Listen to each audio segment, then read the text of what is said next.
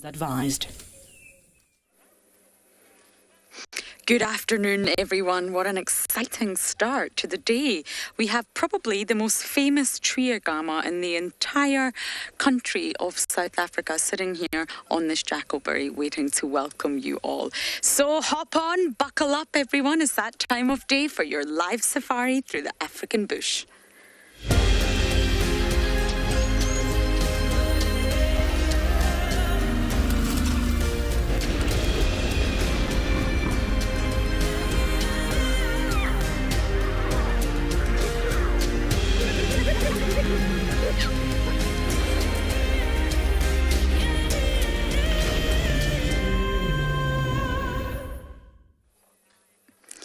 Welcome on board, everyone. It's an absolute pleasure to have you here.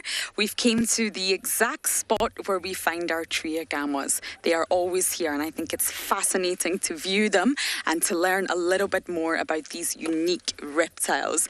My name is Lauren. I have BK on camera, and we're coming to you live from Djuma Game Reserve, but we have many other locations across Africa where we'll also be coming to you live. Now, it's a hot day. It's 27 degrees Celsius and 80 degrees Fahrenheit. So normally on a hot day like this, reptiles are out. At low environmental temperatures, the metabolic rates of reptiles slow right down. They're completely depressed, whereas those of mammals and birds are generally elevated. So it's a complete opposite for reptiles versus mammals and birds. And the difference between the metabolic rates between a mammal or a bird versus a reptile can be 100 times different. The rate can be different for, well, the metabolic rate is 100 times that of a reptile for a mammal or a bird, which is incredible. So they have a completely different biology, a completely different way of surviving out here. And generally you find reptiles one group of animals, that tend not to migrate because they can't migrate. They don't have the energy to do so. Fascinating. So if you have any questions about this agama or anything you see on today's drive throughout all the different safari vehicles, please do talk to us. Send in all those lovely comments and questions. We really look forward to hearing from you.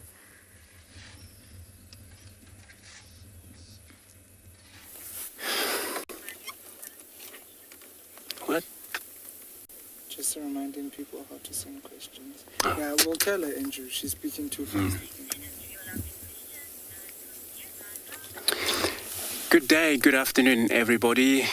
Good afternoon from here at Djuma Game Reserve in Sabisent. Beautiful last animals around us. That's a gen of giraffe. Let's see what they do.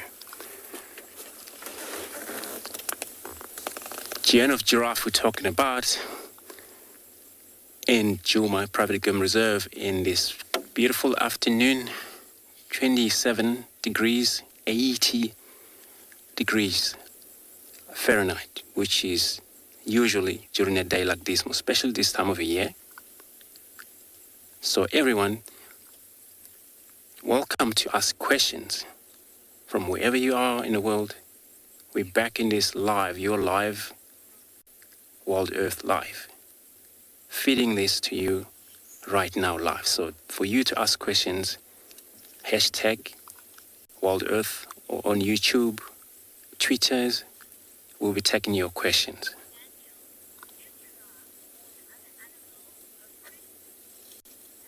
If it's a predator around. Well, giraffe, for sure, they don't really often make sound, sure, but they can do that. How they do it? This poor animal, such a tall animals, they have a lot of advantage to see predators from far away, which what they do, if it's not open enough for them, they depend on what predators do. But if they're static predators or moving predators, they mainly move off immediately by running. But also the other animals, small animals like zebra, wildebeest, those type of other antelope, which they associate with the specific animals, giraffe. They also follow the footstep of giraffe to get out of the way immediately.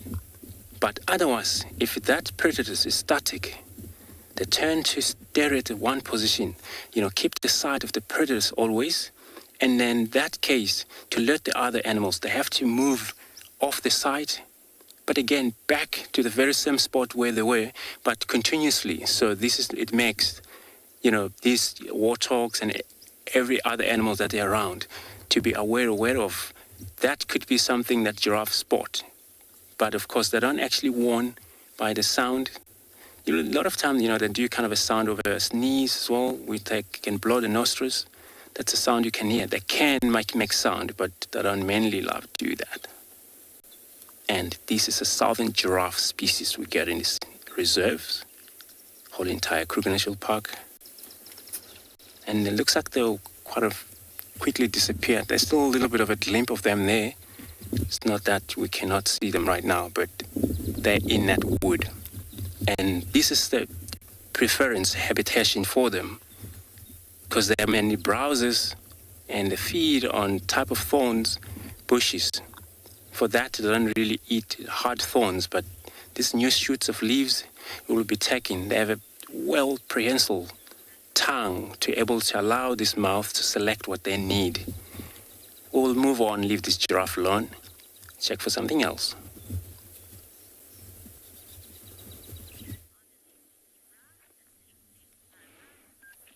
Good afternoon and welcome to And Beyond Ngala, where we are currently in the northeastern parts of the reserve. So in front of you, you can see a mopani tree. So we have small patches of these mopani woodlands scattered across the reserve.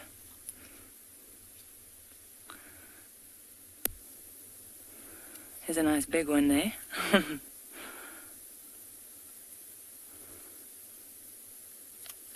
My name is Marna, and with me behind the camera is Gert.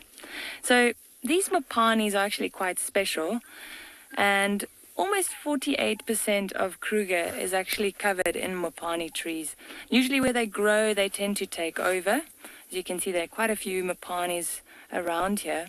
And something that's quite special about them is that they hold on to their leaves a little bit longer than the other trees. So all the other deciduous trees in winter time, when they lose their leaves, these mopani trees will actually hold on to their leaves for a bit longer. And the reason for that is, if you have a look at the leaf, Gert, if you want to look at this one I'm holding here. If you have a look at the leaf, so when it's really hot, what happens is this leaf will actually close and it will then lose less moisture. So it will retain the moisture, which means it will hold the leaves for a little bit longer.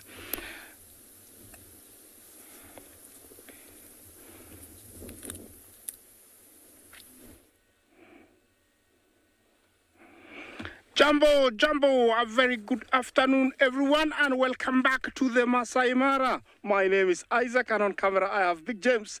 And today we want to share what is happening here in the savannah. And as you can see, I have some elephants. I have a beautiful landscape that I really want to share with you. This is the African elephant, the largest mammal we have here in the Masai Mara. Remember to talk to me on #WildEarth. Questions and comments are very, very welcome. After all the rains that we have received in the last week, it looks beautiful and green. What you see a long way down there is our marsh. Every time I mention the marsh, that's where I am. And you can see how many elephants we have. We're having a very good time with our elephants here. The trees you see are balanites. Yeah, that is the balanites trees. Yeah, you can see the clouds there. We have cumulus clouds, and the Olololo Syria escarpment. Do I have zebras? Yes, there are zebras. And what else? Eland. Oh, how beautiful it is. I have everything. Yeah, I have everything here. Yeah.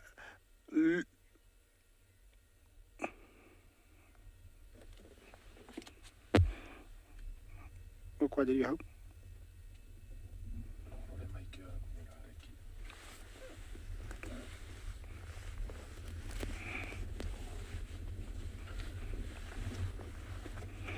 Yes, I have also the African largest antelope here, the eland, and they look like they have no care in the world. Look at how fast they're eating. There is a female resting, so all is well over here. It looks very green and I'm loving it. I hope you're enjoying the scenery with all our animals here. We have our common zebra, or the bushel zebra. It's the only one we find here, although there are other species dotted all over Africa. It's the only one that we find here. We do have resident ones, such that when the wildebeest migration goes back to the Serengeti, we have quite a good number of them. Yes, we'll be sharing with you the scenery again, but that is the Olololo Syria escarpment.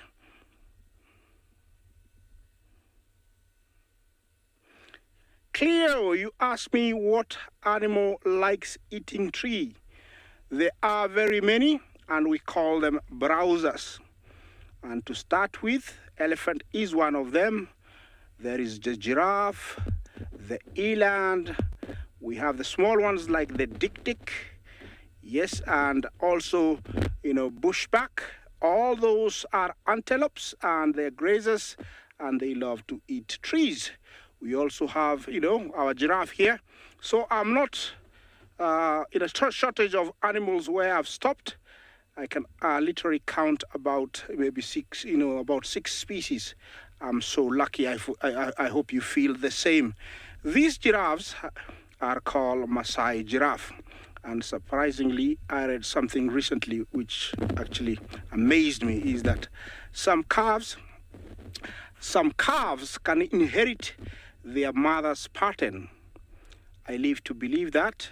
You can see this female, I don't know if, James, you can zoom in. There's a very nice pattern just in between where the neck catches the body.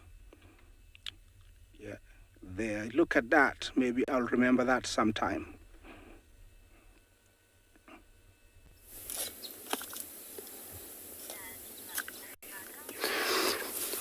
Come back. We have left our giraffe disappear into that tree wood area. We couldn't follow them. But this, when I was about to explain how they prefer the drainage line systems, just because of the species of the tree that they prefer in this ravine. So now we're zooming through this toxic tree out here, which if you find this tree all entire Kruger Park and many other reserves, but it's called Tamboti tree, which is highly toxic to many of our humans, and some animals that are not browser can be affected when they eat these leaves, because it's got a sap like a milk, but then they will run tummy forever. Where giraffe and porcupine, black rhino have been seen feeding on these leaves of this tree, but that doesn't really harm giraffe. They're specialized feeding on the leaves of this species of the tree. Of course, it's a very good tree for furniture as well. Only that you don't have to, when the wood is dry, it comes very hard and strong. Make a lot easier for carving and make beautiful furnitures out of that. And the color of the furniture, dark, rich, dark. You don't have to treat it. Nothing will mess around with that wood. No wood borrow, nothing. So that's what giraffe love the most. Look at the background of the skies. We'll move on.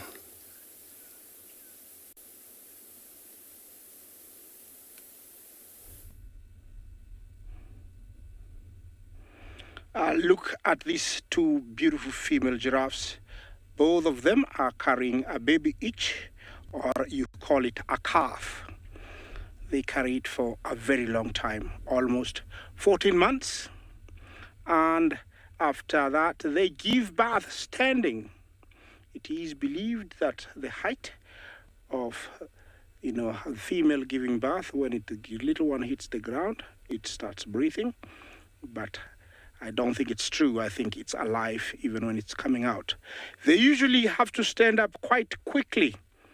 In about 15 to 30 minutes, they are already starting to wiggle and start trying to stand up, because survival is very essential. And the sooner you are on your feet in these African plains, they higher the rate of survival it is. Look at that beautiful female. Yeah, she's doing her ambling walk towards the escarpment. They have developed, security.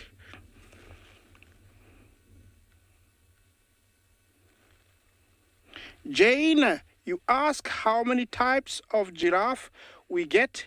I will tell you, here in Kenya, we have 3 official, different ones, but in Africa, there is more than 7. The 3 we find here in Kenya are reticulated giraffe, which is found north of equator, and it is very beautiful. It's got this chocolatey color, and it looks like somebody has painted it and divided the patches. And then there's the Rothschild giraffe, which is endangered, and it is found in confinement. It's protected, and there are not as many. If I show you in my book, James, I don't know if you'll be able to point out here, and I'll show you the reticulated. It's over here. It's a very beautiful giraffe. I don't know if you can see it over here. This is the one we find here, the reticulated giraffe. Yeah, and it is a very beautiful giraffe. It's found north of equator. This is the Maasai over here. Yeah, those are the ones we find here. And then we have the Rothschilds. Can I find it? Yeah, the Rothschild. Which one is it? It's this one here. So, we have the 3 that we find here. Those are the 3, but this one is very beautiful. It's called the Rothschild giraffe. But the one we are looking at is the Maasai giraffe. It has this pattern, looks like a jigsaw puzzle or patches. And these 2 ladies looks like they're on a mission to get away from where there's lions. They're going towards the escarpment. They have developed a security mechanism where in the evening they walk towards the human habitated area, because there is less predators there. Then early in the morning, they come down. Over here, the Maasai people have learned to live with them without touching them, because they know they get a lot of income from these beautiful creatures. Yeah. What did you see, lady? She's looking back there. Okay, I'm gonna continue on, and hopefully I'll find you something farther down.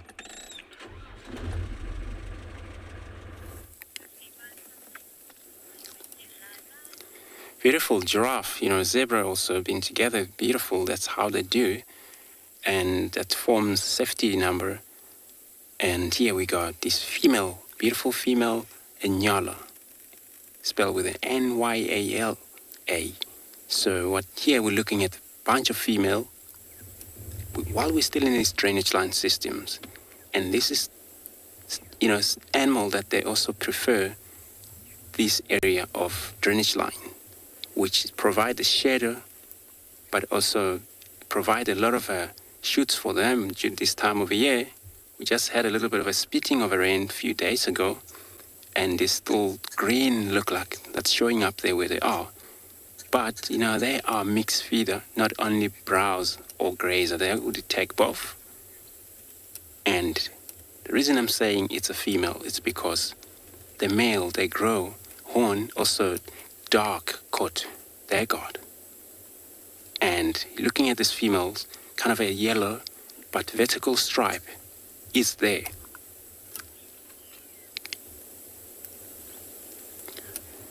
Indeed, it's Linda. Indeed, I agree with you.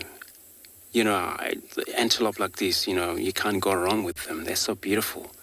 If they're your favorite, I'm also part of, I know my Impala's there, but, they're so cool. Look at them, how close we get close to them. When you look at the tail, it's full of hair. Remind me of sheep type of animal out there, but of course they're not even related to sheep. It's so that these are the antelope. Yeah, it's a fluffy, very fluffy. So a male born in this color, but only change color as they grow up. And changing color takes from when the shoots of the horn showed up. This is when they're near a year old or 8 months old, and the color change from color of female to be a male. Then it shows a lot of a dark, rich, dark color. Vertical stripe is there. But you look at this antelope. It looks like, again, I'm going to say this. Boy, when I ask how far they can run.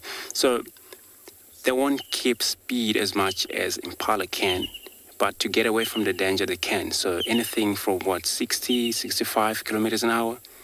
And of course, they're not well designed for such a run a long time, like this impala when they're trying to get away from their cheetah. So I'll put it around there. They actually very good on hearing.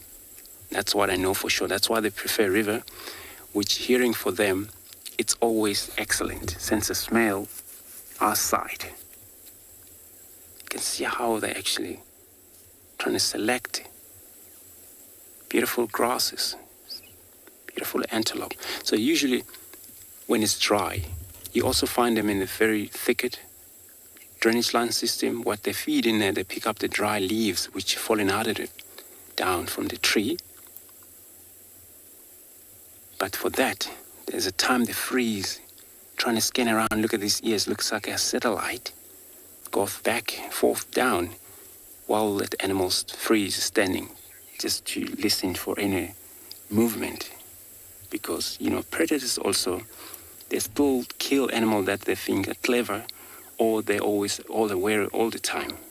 But because, they're the enemy is always clever enough. And then we'll stick with these animals until see what they're doing for us.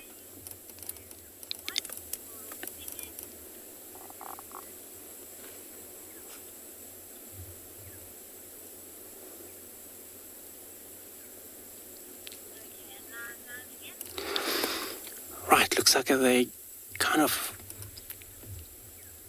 trying to disappear from us, but it's not that far where they are. It's because of the bushes that they're right in front of them. And if I ever... Rosalind want to know how many baby can Inyala have. So I'm not sure if she's asking in year or twin. Usually one baby at a time. But there are antelope that they can actually breed nearly twice a year, if it's nutritious for them there. Look how she does that now, looking at us. Look at these nostrils.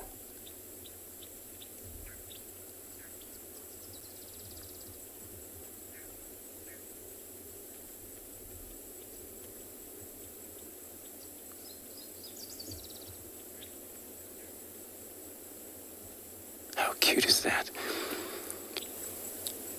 Every time there's a wind, that's where they will be more curious of trying to understand what's going on around them.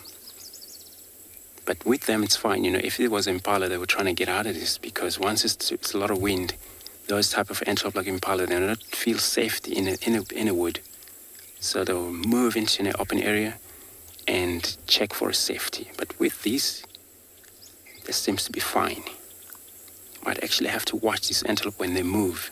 They move carefully, so that they don't actually disturb a lot of, sound. There's still a few of them there.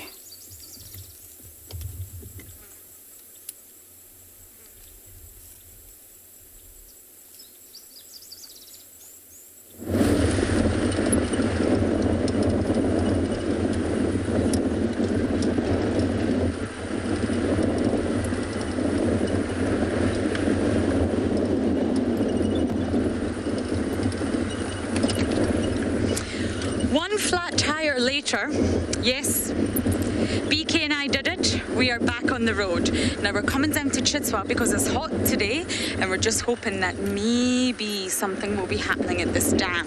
It's the biggest sort of water body that we have in our area, in the northern sector of the Sabi Sands, and I want to see if anything exciting is going on here. We know there's dogs, we know where the dogs are, we can't traverse, but I'm hoping once the sun starts to set, we're going to manage to catch up with the dogs as well. Oh, we've got some zebra. I think they're going to go down to the dam to drink. Okay, let me get into position with my full tires. We were with the Triagama and all I could hear was, can only be one thing. Okay, there's a foal here as well. BK, let's try and get them from here. It's a bit of a long distance visual, but sometimes zebra, believe it or not, can be skittish. When they hear a vehicle, they don't like it. And it's most likely due to the fact that there's a lot of predator density here. High number of lion prides, and they probably live in a great deal of fear. You see that little foal?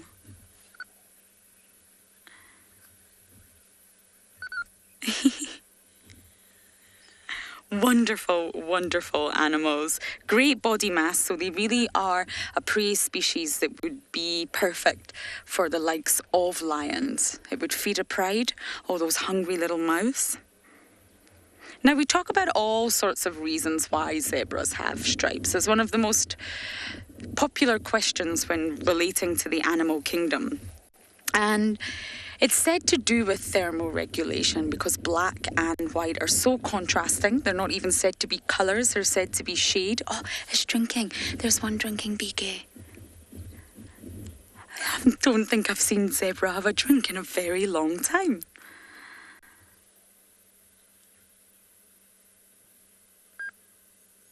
I know it's a bit far away in the distance, but I don't want to drive any closer.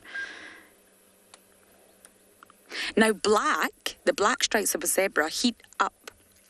And, of course, they absorb heat. So they are said to be anywhere between 12 to 15 degrees Celsius hotter than the white stripes, because white reflects heat. And therefore, this creates a very small-scale sort of convection current between the stripes going all around the zebra's body. And it can really sort of help them with cooling down.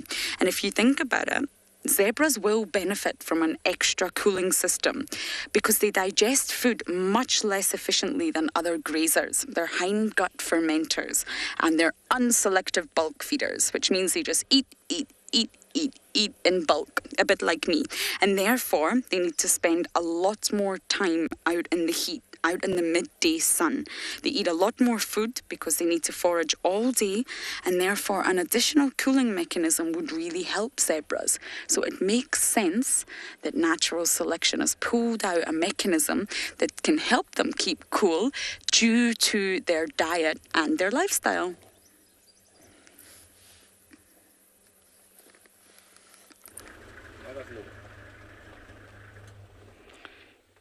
Yeah, here I've come across a beautiful herd of elephants, and I am hoping they're going to drink because there is plenty of water close by. And as I've been talking and saying every time, we have a nice big baby boom this year, which is really welcome. Remember to talk to me, to talk to us on hashtag Wild Earth. Questions and comments are really welcome.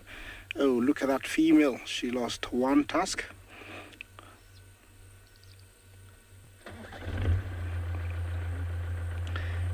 Yes, looks like, yeah, she lost one, but it doesn't mean she's disabled.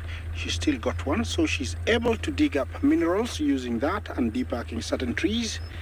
And just to give you an update about the little elephant we saw this morning with the big injury, actually, she was treated yesterday.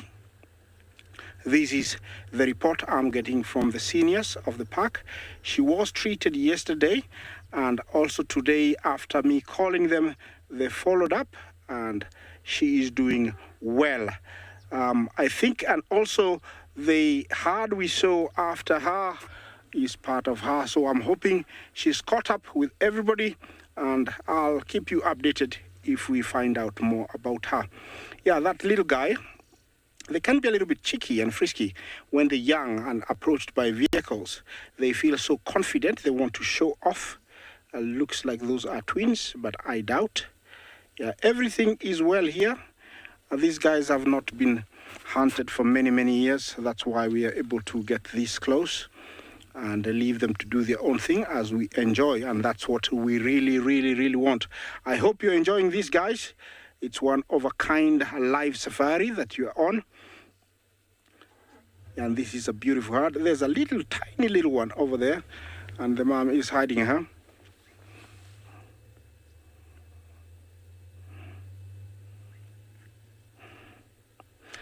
Tim, Jumbo, you want to know if the elephants here in Mara eat only grass? Of course not. And not all trees are too high. Yeah, in front of those elephants, you can see those trees.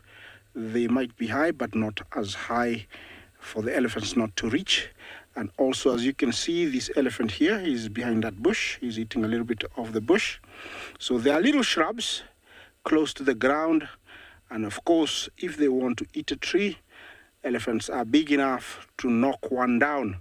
Sometimes it looks like they are destroying the environment, but it is important for them to do that because they create a niche for other small creatures to find places to hide, like scrub hares, snakes, owls, nigers. Niger is a type of night bird, and also mongooses. So they create a habitat for other animals, and not only that, they are birds that can find food on those dead logs. So, if they want to eat a tree, they can bring it down. So they don't only eat grass, but they eat even trees.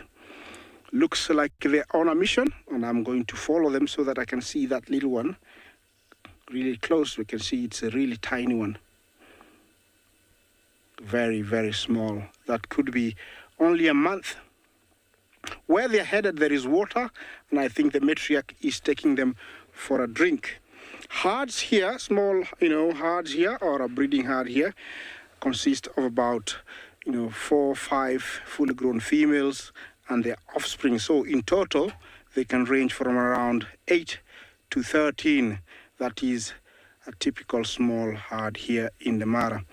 Elephants are constantly eating, and that's what they're doing here. They spend about, 15 to 18 hours of their day just munching away, only taking a bit of time to have a rest. They need to do that because very minimal of what they eat is properly utilized. Only about 40% is utilized. Everything else might come out or comes out, the same. It also sounds like a waste, but it's also utilized by other creatures, like dung beetles. Warthogs do eat them. Also young elephants, fresh, after birth, a few months just before they start feeding on solid food, will eat their mother's dropping. It might sound like yuck, but it is important so that they can obtain microorganisms that will help them, develop a healthy digestive system. So it doesn't go to waste. Also, if it's not utilized, when it dries up, termites will eat it, and also if it's not eaten by the termites, it becomes manure. Yes, so it is used by many organisms here in the wild. Looks like they're going to cross the road over there, so I'm going to try and move forward, and also be careful I don't get stuck because it's been raining. It's been raining. There we go. No getting stuck. Yeah, I'm going to try.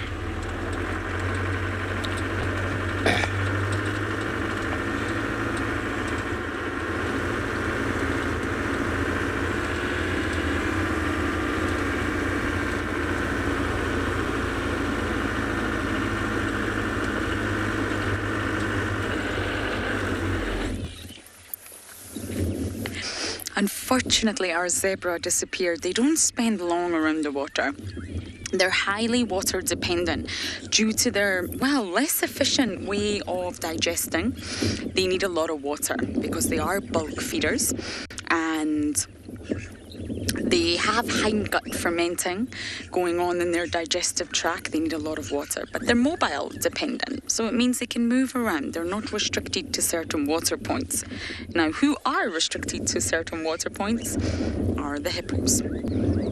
You will find the same hippos day in and day out in the same water point. There may be movement, especially between males, young males. They may have had a dispute with the older bull, for example, and they may feel that they have to leave that water body and go in search of one of their own. We now have a hippo in Treehouse Dam that we didn't have before, so I think it's a young male. It's not really set up his own harem. It's not really got females around him. Many of you are saying you love Chitwa Dam. I know, me too. You can hear the starling, the pigeons, the geese were going earlier. I'll let you listen for a little while.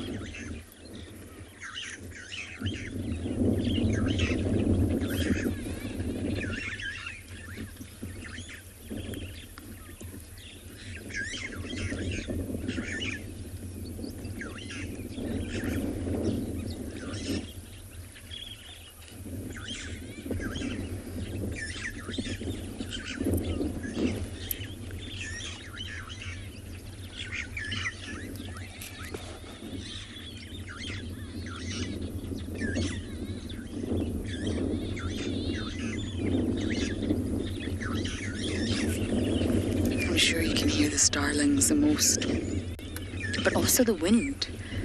The wind's picking up a bit here, which is actually good. It's good news for us, so we don't overheat here on the vehicle, and it's good news for the predators. Good afternoon, mobile station.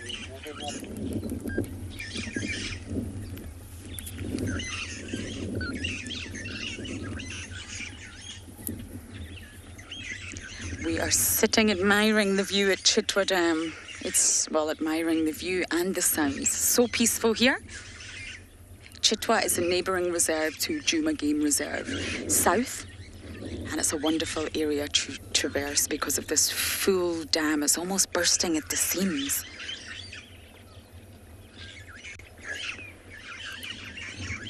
The hippos are being very shy today.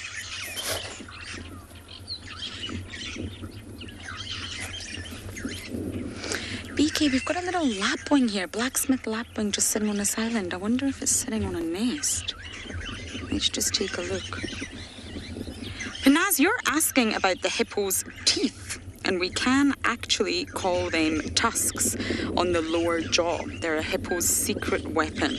Many people don't think that the hippos are actually dangerous, but they have enormous, powerful muzzles, and the lower canines, they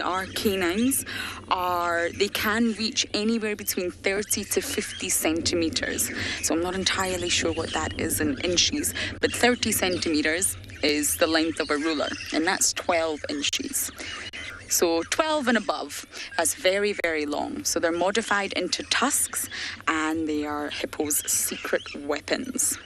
They will defend themselves with these tusks. And hippos are known to even bite crocodiles in half. When crocodiles and hippos do clash, they can snap a 3-meter crocodile in half, which is incredible because of the enormous power in the jaws and the enormous weapons that they have in the form of these canines.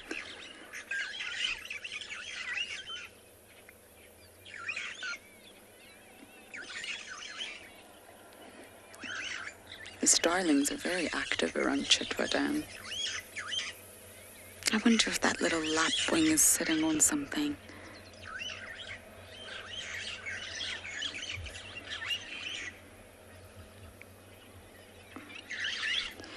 Crafty, you're asking a very good question because it's passed my mind numerous times. So I'll just give some background to Crafty's questions. The last summer that we had, we received so much water that all the dams became full to capacity. They almost burst. We didn't have any dams bursting, but almost.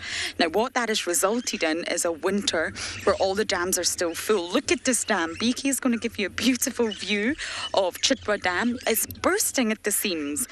Normally, in winter, this dam, the water levels are very, very low. This island is no longer in the water. It's actually outside of the water. That's how low the sort of volume reduces to. So, Crafty, you're asking about this summer, which has passed through my mind. If we get a lot of rainfall this summer, and who really knows what we're in store for? But if we really do get a lot of rainfall and it's a very wet summer, then we could be in trouble. The dams definitely are at risk of flooding. And I'm sure all the game reserves here have thought of this and measures will be put in place. But if we get too much water, then flooding will happen. The Mulwati will flow, the Mulwanini will flow, and it's slightly worrying. You don't want flooding to happen. Although water is very important for the environment, too much water would be very detrimental. Now, just going back to this lapwing, sorry, I think it possibly is nesting here. They do nest close to water, and they usually use little ground hollows.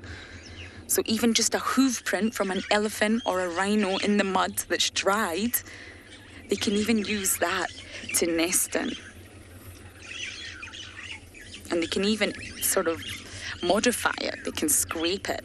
So it may be the shape of a rhino print, but then they can modify it to however they want. And both sexes can do this. You'll find the males and females both doing this. And I wonder if this one is just resting or looking after some nests. Because they can lay eggs all year round. But the main season is anywhere between July to October for blacksmith lapwings. So I think we're looking at a nest here. How lovely.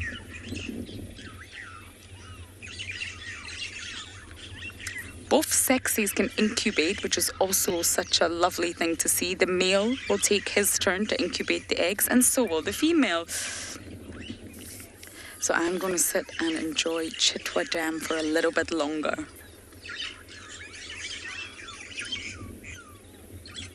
Sieva. Welcome back to Ngala. We have actually just found a few blue wildebeest, and they're all lying out in the hot sun. Now, you've probably been watching hundreds and thousands of these moving through the Mara, but generally in this area we see them in herds of about 10 to 15, sometimes 20 if we're lucky.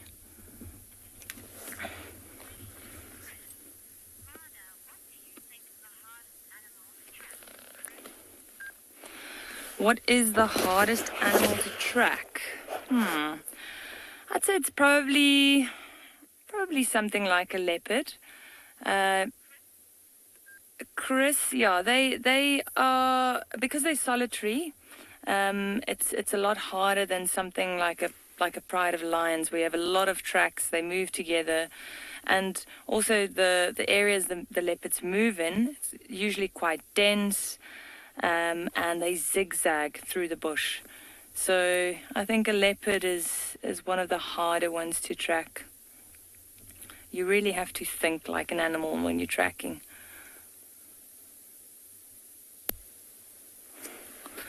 Let's see. That is quite a beautiful shot with the three of them standing up. It is quite hot, as I mentioned, so I'm not sure why they're not moving into the shade. Being as dark as they are, they attract even more heat.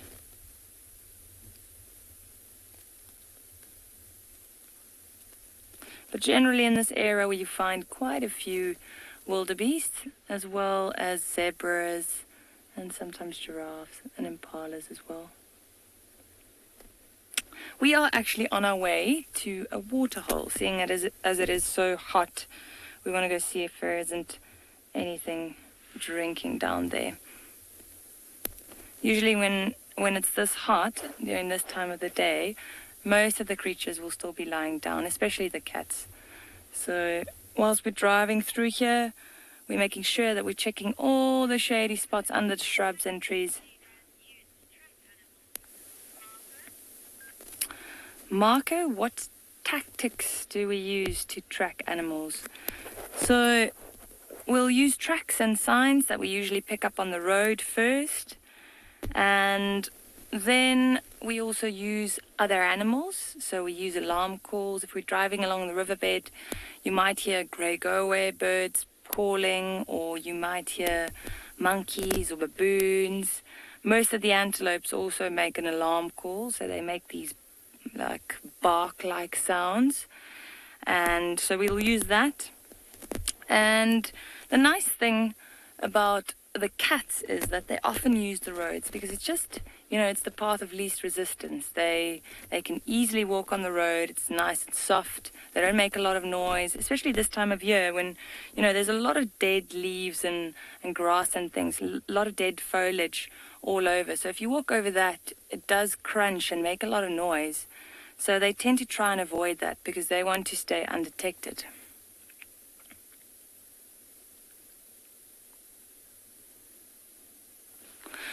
There's a small hornbill in the middle of this herd as well. It looks like, let's see, yeah, a yellow-billed hornbill, just going through the wildebeest dung, probably trying to see if there are some beetles or insects there. It's actually, or maybe it's getting termites because it looks like it's picking up a lot of small insects. It's hard to see exactly what it is. As you can see, he's feeding.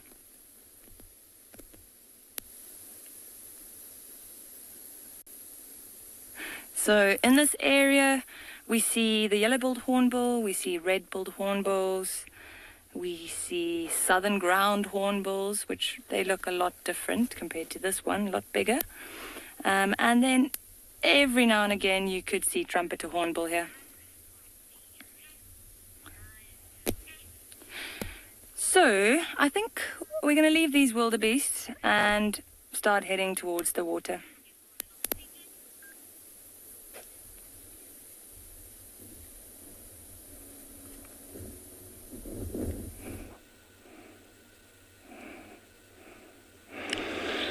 Yes, look what I just found. Some sleeping buffalo. Yes, all those are the Cape buffalo, and they're all resting after a well-earned rest from eating and walking all over. This is a very huge breeding herd. You cannot tell how many there are, but it's very, there are very many. Look at the heads. That's mostly what you can see. Not very many are active, but here and there is one standing. I think they're on shifts, taking duty to make sure no hyena lion is approaching. And very close by is their colleagues, the cattle egrets. I'm sure they are waiting, and so maybe even they are,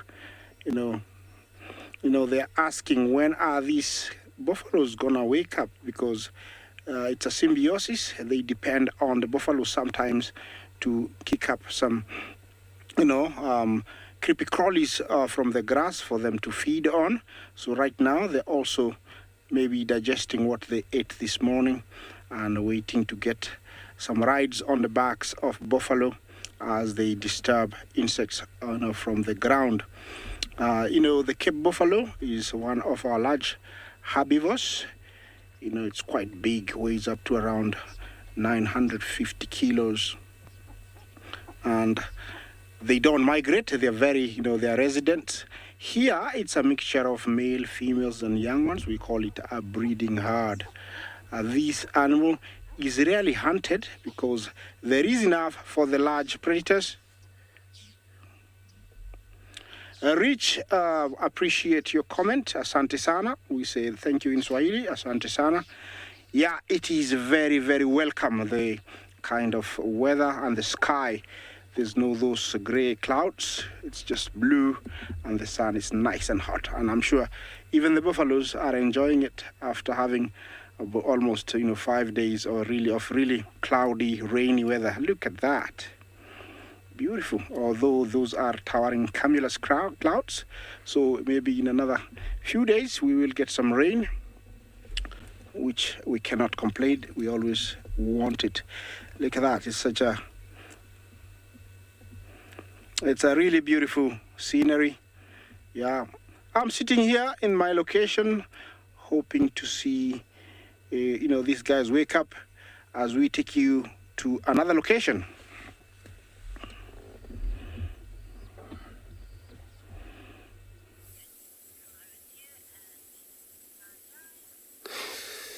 Beautiful creature. What do we got right here? These are dwarf mongoose. Looking at this one, looks like it's gonna walk into probably a web, spider web. This has probably happened during the forage for them, looking for a food, which they eat, mainly insect. And yeah, it is so funny, look at that. But looks like maybe they're having a time. One of the animals, they are social, so indeed, I also laugh. But you know what happened here? It looks like whenever they get around again,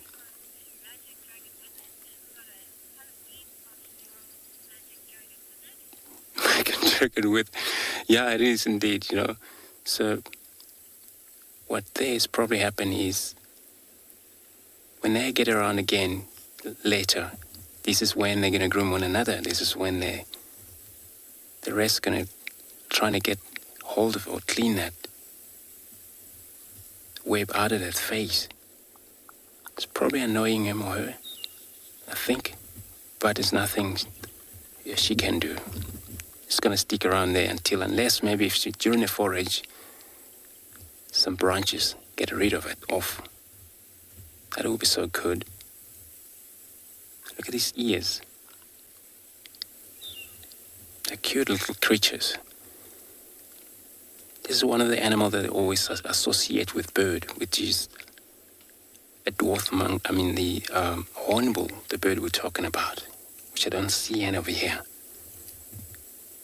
But for that reason is that this one becomes visible because it's probably the one that look out for danger. When they don't have that hornbill bird, one is going to be the look out for possible eagles, any danger that will approach this scene, and they will give a vocal alarm call, and all of them will run into cover quickly. But they are day animal. See them during the day, not at night. Once it's dark, they vanish into the holes. They sleep for a day. Tomorrow they're waking up. But you see, if they have that mongoose, the hornbill, the hornbill will know exactly where they sleep last night. That bird will go back exactly to that specific mound, sit on top. Look, there's a bunch of all of them back there. Sit on top of that mound and give a call for them to get out. So this is when they will know it's sunrise. We'll leave them.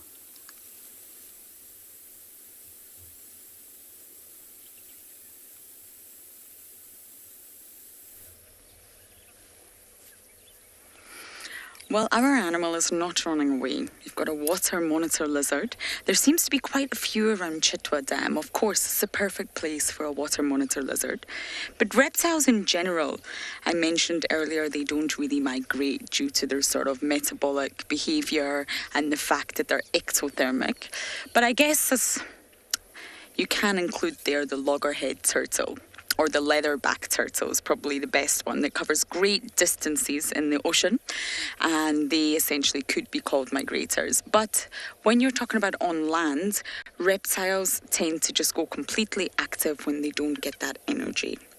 So hibernation is a deep state of physiological inactivity, and that's experienced by certain mammals, not all, but certain mammals in winter. It's just too cold, and all the sort of metabolism and physiological processes will slow right down. But the body temperature is still regulated. It's still maintained within mammals. But reptiles, they do go into a deep state of torpor, but it's not hibernation.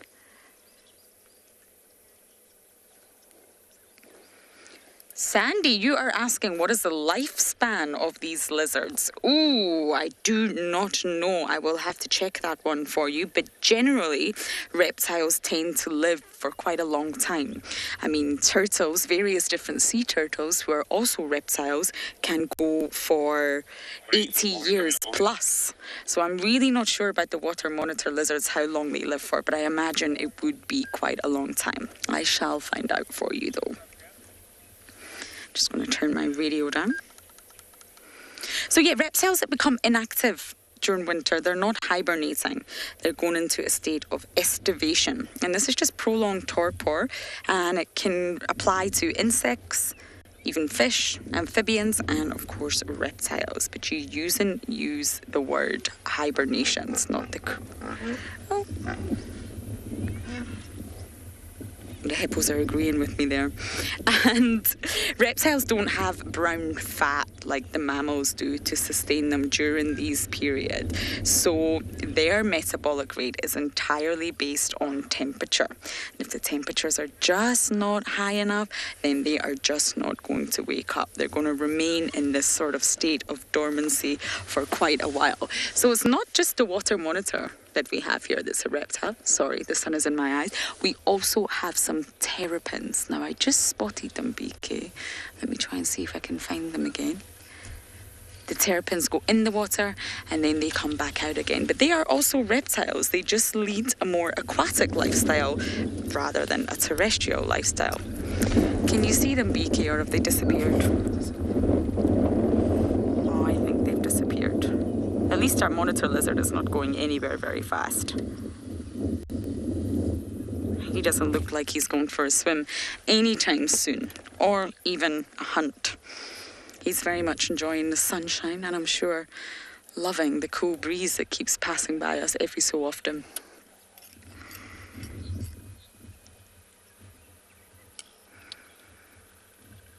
Now, the reason many predators are not coming to Chitwa Dam is because it's very exposed. It's really exposed for them. They can't sort of remain hidden, and that's why we're really not seeing many predators around this dam like we used to anymore. And of course, water is everywhere.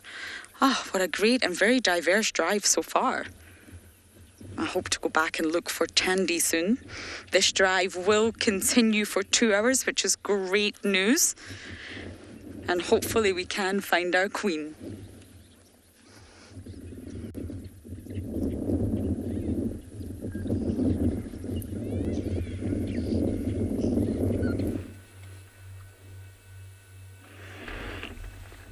Yeah, I found more elephants, and they're very busy, still doing what they do best. Each female where I am seems to have a young one who is very, very healthy, either a male or female. This one here looks like a young male. And the birds here are really enjoying. The birds are cattle egrets. Yeah, remember this is live. It's coming from the Masai Mara. And, you know, if you want to talk to us, you can, use the hashtag Wild Earth. Questions and comments are really welcome. You know, it is a very beautiful afternoon, as you can see. Yeah, looking at elephant skin, it's one of the thickest, very rough, about 2.5 centimeters. The thickest, of course, in the belly, around the neck, and on the back, it's much thinner.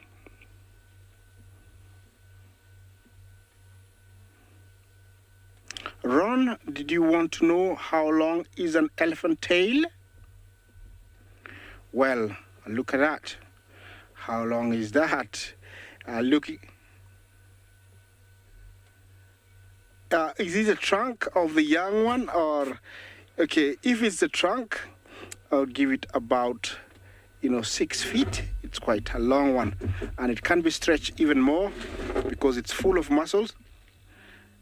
Yeah, so it can be stretched even a little bit more, but it depends also on the size of the elephant. Yeah, these guys are really enjoying the grass here.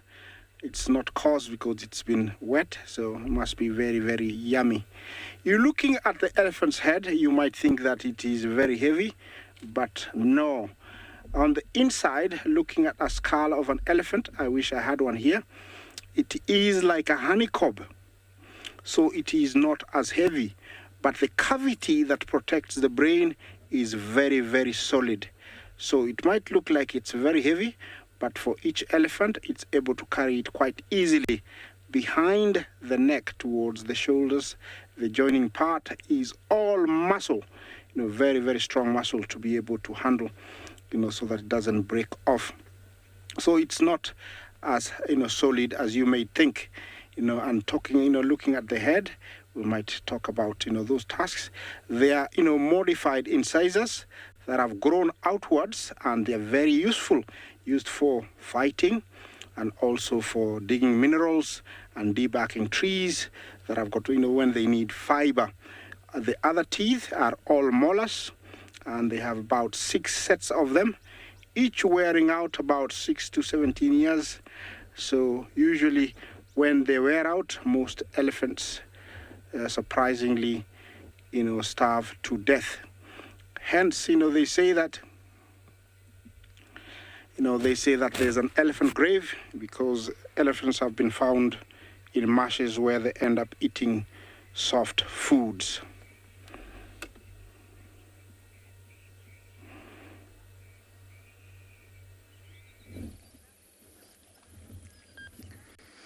It wouldn't be a trip to Chitwa if we didn't have a look at the fish eagle. Holding on for dear life there. The wind is really starting to pick up. I can't quite see what it's holding on to. Oh, it's on the branch. There's a nest there too, but it doesn't belong to the fish eagle. It belongs to the weavers, the buffalo weavers' deed's nest. And I can't see its partner. You always see the male and female together, but I can't spot them. They normally stay in visual contact with one another. So one may be at the eastern side of the dam and one may be all the way to the western side, but they can normally see one another. They've got very accurate, keen eyesight. Which helps them make the perfect hunt, whether they're swooping down to take a bird or whether they're swooping to get a fish. They use their keen eyesight, as most raptors do, using their talons to seize.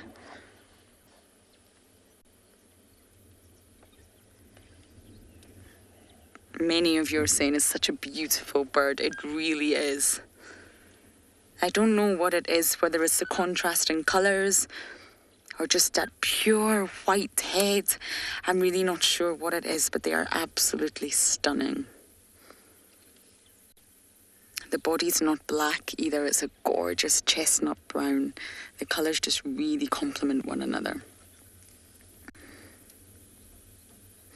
Now, they're said to only forage for about 5 to 10% of their day, which is really not that much. The rest of the day, they'll just be chilling, like this one is doing right now. But although they seize with their talons, the weight they can carry is incredible. It's been recorded that they can carry fish that are around 2 or 3 kilograms in their talons and then lift themselves up and fly. But if the fish becomes too heavy, they're not able to fly with it. They'll just drag it to the shore. And of course, the fish will suffocate when not in water. And therefore, the eagle will just wait until it dies and then feast away. But still, 2 to 3 kilograms in your talons and in flying shows you exactly how powerful they are. Which is why you always find them around Chitwa Dam. But they won't just eat fish. They have quite a broad diet. But fish makes up the bulk of it. And it is their favourite after all.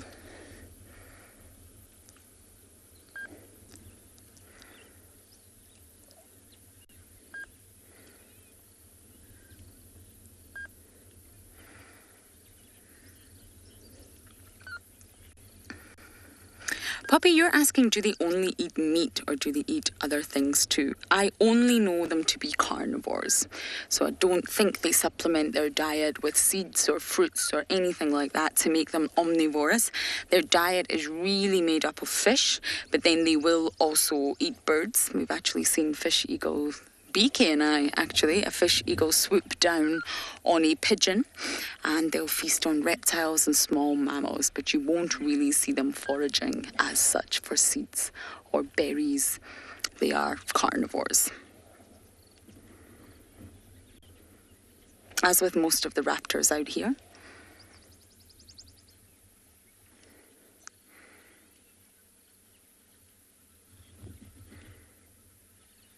They're apex predators in their own right. We tend to think when we say apex predators of just the terrestrial ones, but they're aerial ones too.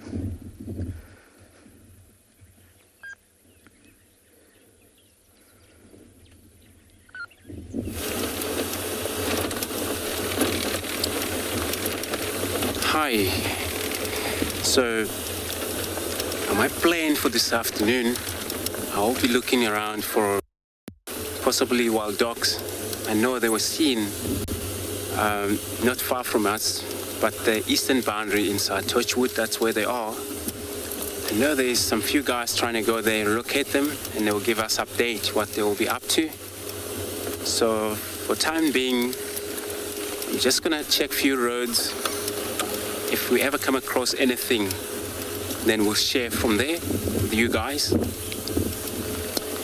But, you know, wild dogs, they are day animals, so understanding that you might have maybe been interested on hunting the whole day, move from the last spot they were this morning. But we'll hear from the guys that are heading in the directions. They'll probably tell us what is going on.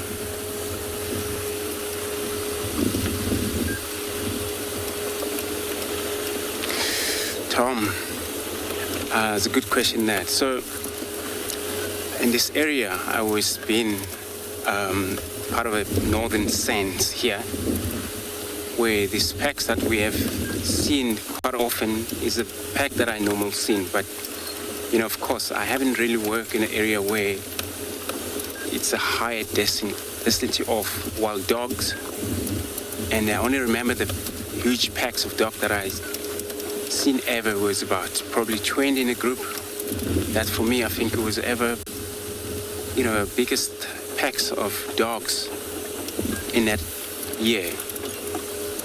Since then, we've seen them, the number has probably gone down and all spread around just because of the movement they come across, also the dangerous they come across.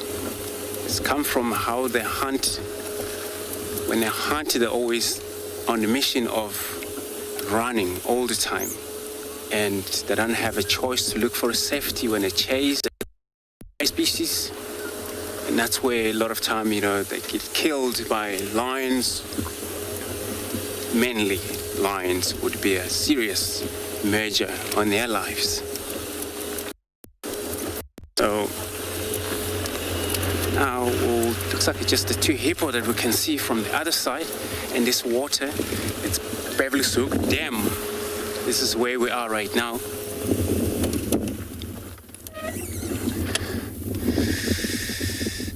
Oh yes, the hippo.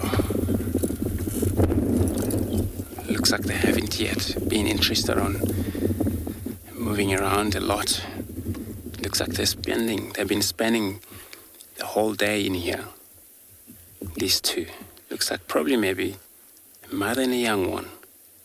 And look at the size of the bigger one in front and the young one at the back. Well, they move a hell of a distance at night, which makes them sometimes separate, not come back to the same group as they were last night. Probably this is what happened here. I'm not sure, it could be more of them. But looks like two of them right now. Got beautiful ears as well. Look, eyes, looks like it's probably keeping an eye on us, that female. Probably where they are, the females should probably standing, touching the bottom.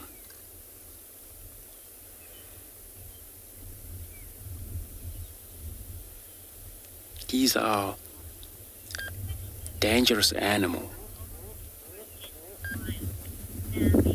Sami, how old the hippo can get in a wild? So that's a good question. So always in the wild, these species of hippo, it's a hippopotamus, so it's not a pygmy hippo. As you know, there are probably two different species of hippos in the world. But these species been seen live up to about 30 years. If successfully 35, they can get up to 40 if they're healthy enough. But mainly female, they can reach to that age. Males, again, they fight for dominate a lot of times. So die of fight than a die of older age. So fighting for territory, it's a serious major for them.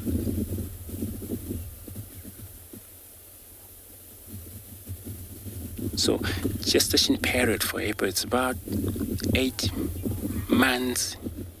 Give birth to one. Who will leave them, move on.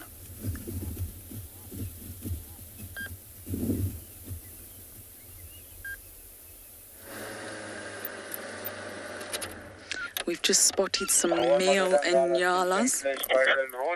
Sorry, the game drive video is very busy today, everyone. Apologies. And just admiring them, actually. Now, mature bulls tend to be more solitary. So when you find lots of bulls together, you can sort of guess that they're going to be younger bulls when it comes to Inyalas. And I just wanted to show you something. So here, in front of me, I have an impala horn. This is not a Inyala horn. This is from an impala.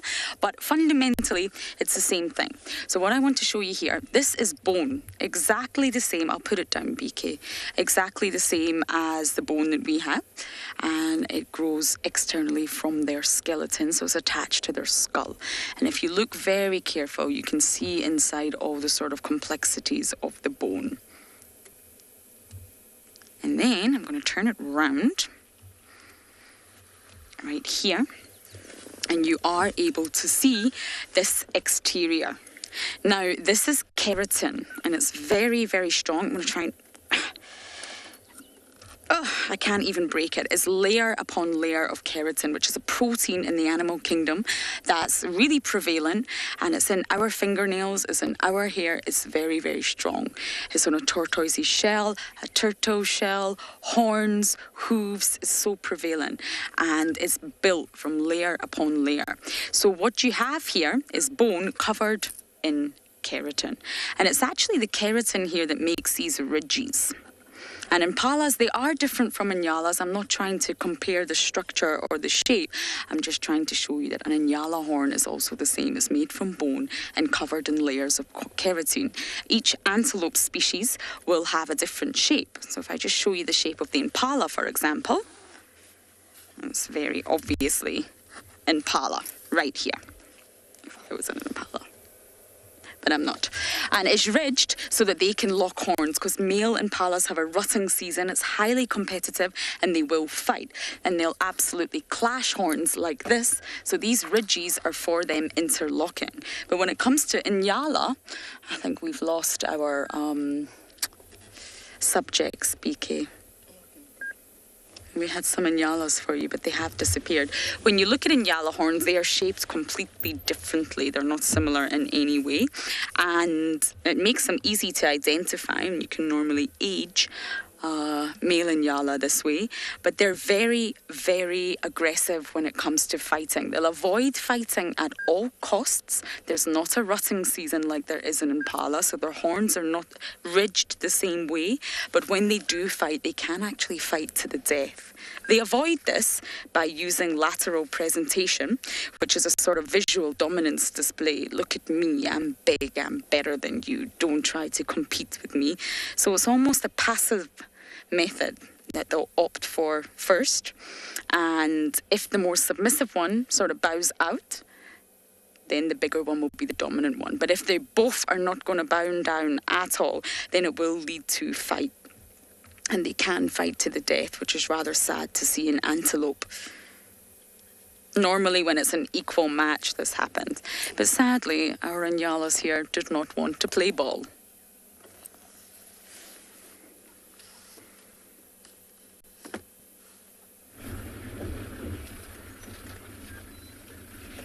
Welcome back to Ngala. We've also been driving around without much luck, and as they said we're live, we actually found a nice herd of elephants. Look at that.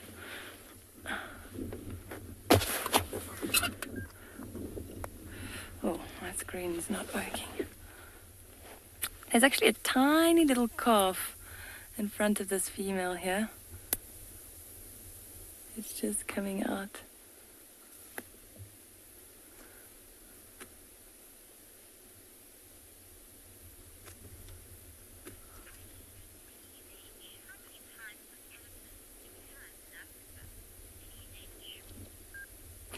pH, as far as I know, we have this one we're looking at here, which is the savanna elephant.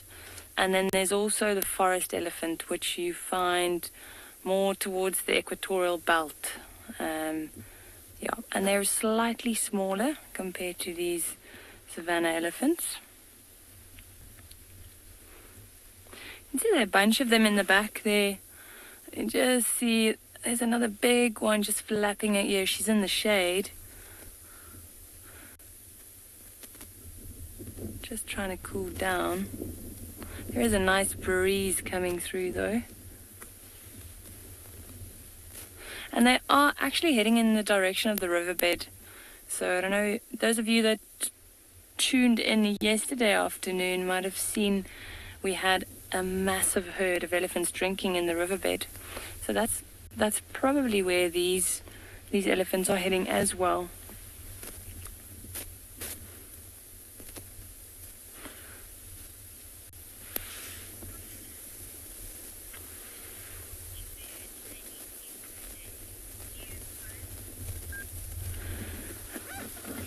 New pose. If we take a big bull, they have to feed they have to eat about 300 kilograms of food per day, which is a lot. They have really poor digestive systems, so about 60% of what they eat goes straight through. So that's why they have to eat so much. And if you look at what they're eating, it's also not very nutritious. You can see most of the grass around us is dead. And yeah, also a few leaves here, but they do also strip the trees for the bark and dig for roots. But yeah, to sustain such a big animal, you've got to eat a lot. I'm just going to turn around. See, there are a few elephants behind us as well. I don't think we can see these anymore.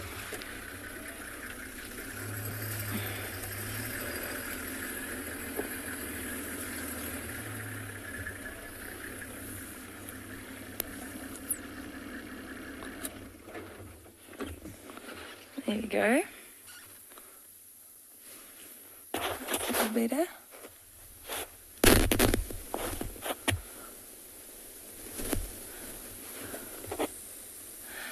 And I don't know if you can see it on screen, but there's a tiny black bird that's just flying around between her and that calf. And you might have seen this before, but oh, there it goes. That's a fork-tailed drongo. And what they do is they follow these larger animals when they're walking through the grass. And when an elephant, for instance, flushes up insects, that bird will dive down and catch it.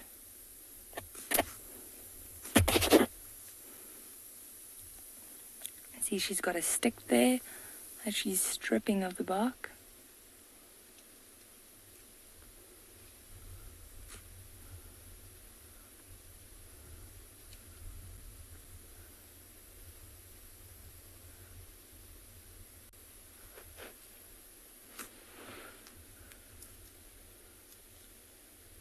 And this is what they'll be doing for most of the day.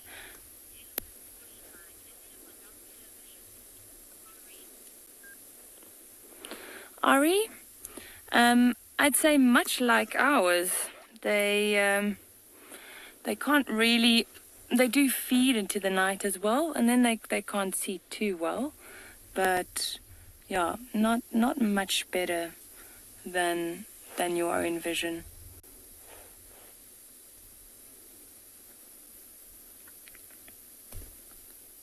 We can actually hear her chewing. I don't know if you can hear that at home. But as I mentioned, she's stripping the bark. So you'll see she breaks off the branch and then she tries to get to the cambium layer, which is the most nutritious part. That's what transports all the nutrients up and down. So she just strips it for that, and then she discards the rest of the branch. Notice she's got a cut in her ear there as well.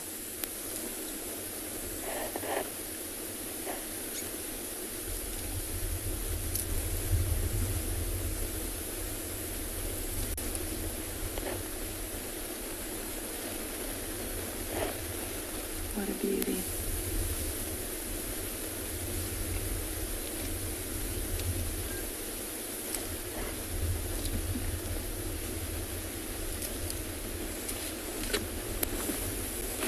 You'll see how she uses that trunk to break off branches as well. Those trunks are incredibly useful and super dexterous. So from breaking off these large branches to picking up the smallest little seed. And you'll notice if you look at the tip of that trunk, it's almost like she has two little, let's call it fingers, to pick small things up. Watch there. Incredibly dexterous. A lot of muscles in those trunks as well. Around about 40,000 muscles.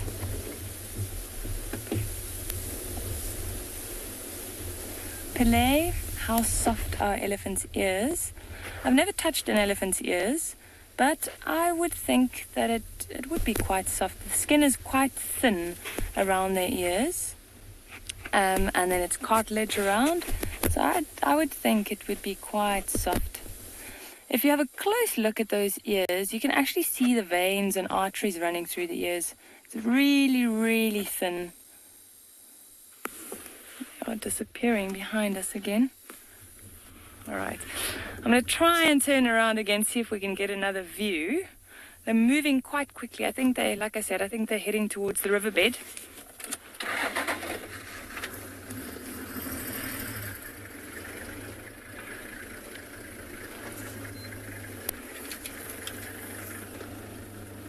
Oh.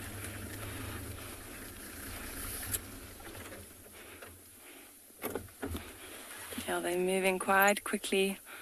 Not even stopping to feed on anything this side now. All right, I think what we'll do is we'll continue. Maybe we'll head towards the riverbed, see if they come down for a drink that side.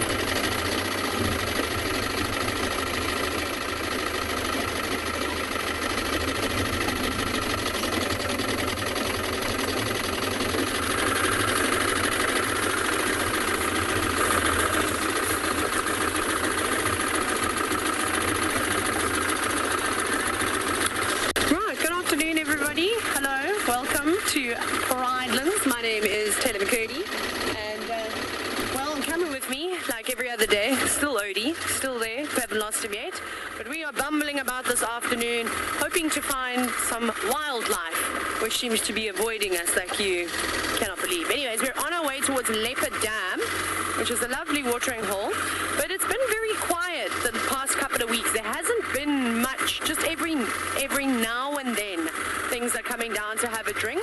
Actually, I'll pick up the pace a bit so we actually get to the dam. It's just up ahead. And Ndlovu Dam seems to be the most popular one, so I think if we're not successful here, I might look for a big breeding herd of buffalo that have been coming down to the dam, or we'll probably see them at Ndlovu Dam a little bit later. But Leopard Dam, I think it's just up ahead. Yes, I can see the bright green boerbean tree in the distance, so we're going to head towards Leopard Dam.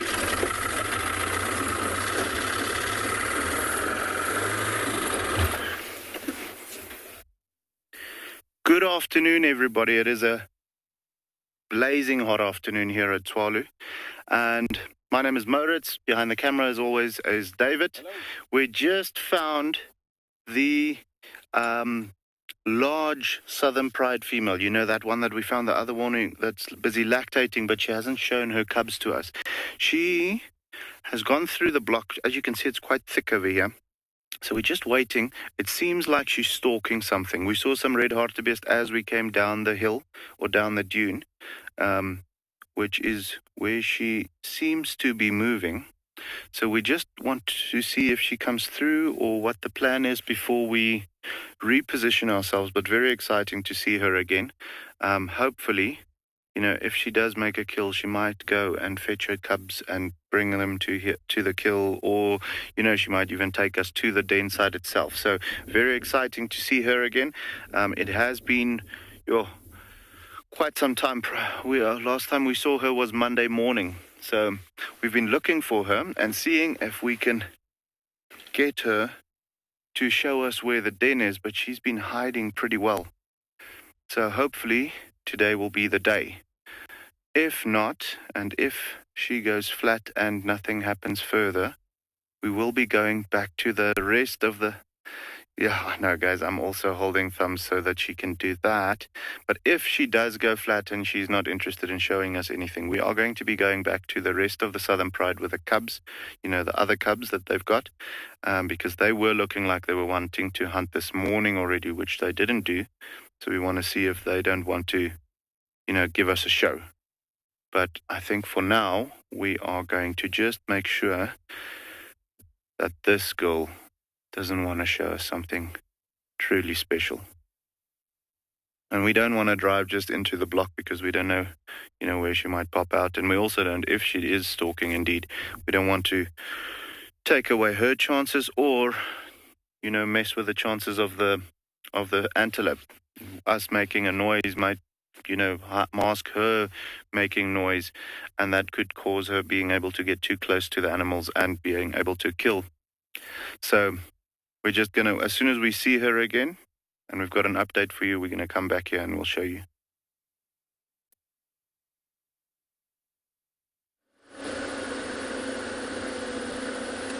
Oh, I know the feeling of waiting for an animal. Nature teaches you a lot of patience.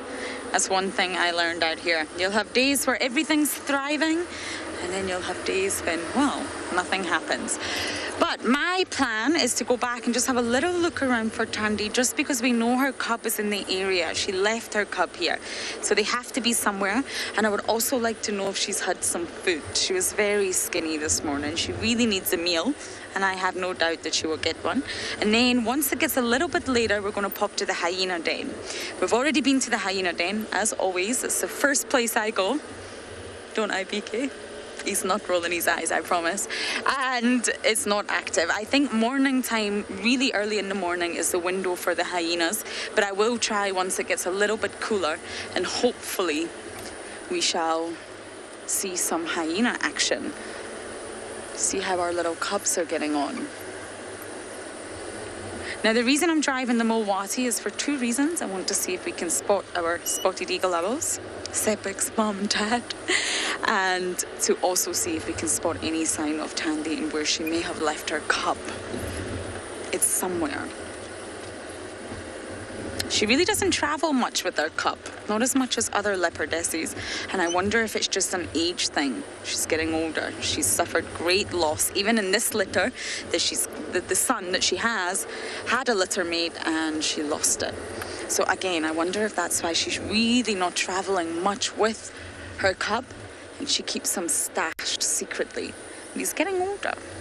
He'll want to play. He'll be inquisitive. Maybe if a squirrel comes, maybe if a mongoose comes, he'll want to pounce, maybe a tortoise. So he definitely will not stay in the same place. So I just want to see if I can pick up on any signs of them here. It may require a bit of effort, but I think it'll be worth it. And plus, the Mowati is just a wonderful place to drive. Let's give you a river cruise. Let's show everyone how beautiful the Mowati is, Beaks.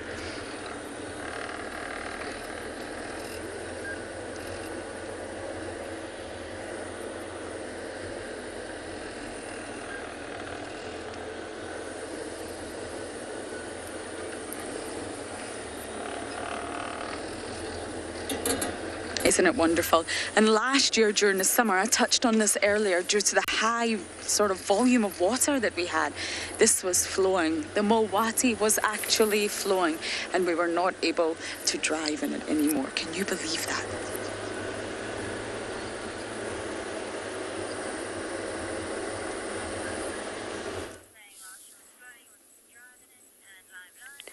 So we've decided to stop and look at the smaller things, because today at Pridelands we need to focus on things that cannot move so that they cannot escape me. So we thought we'd look on the tree, and what's particularly caught my attention about this tree is the beautiful flowers.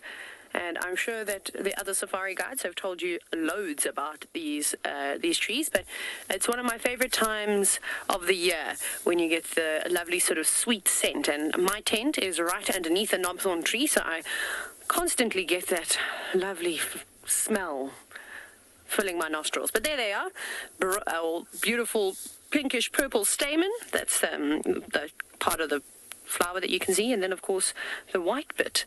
And I'm surprised we can't actually see any insects flying around here. I thought it would be covered in bees and all sorts of other things like mapani bees and things like that, but none. Hey, I actually can't even hear the hum that you would normally hear from all the bees. But anyways, maybe they've been very busy. All the knobthorns at the moment have got these flowers on. Some obviously start blooming sooner than others. But it is just really, really nice to see this burst of life, because it's been, well, just shades of brown and yellow at the moment. So yeah, I wish you could all smell it. I wish I could grab a handful of those flowers and crush them in my hand. Actually, you don't even need to do that. But for you to get the scent, it's like something between I'm trying to describe this. It's very sort of very sweet smelling. A little bit like jasmine, but not quite.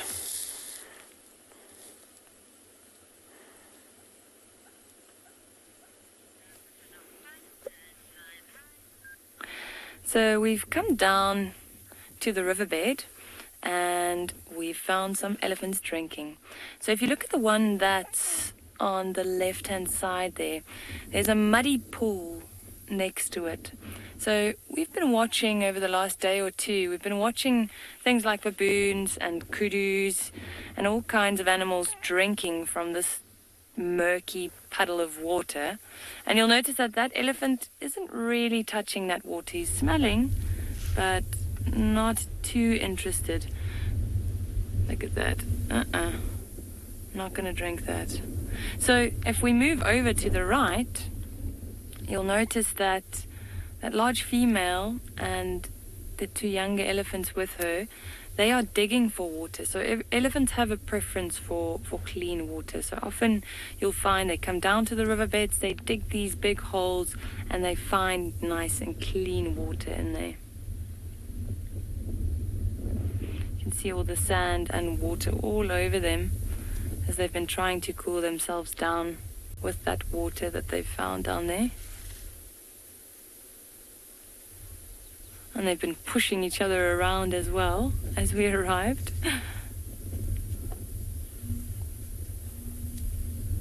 Each of them wanting the best hole.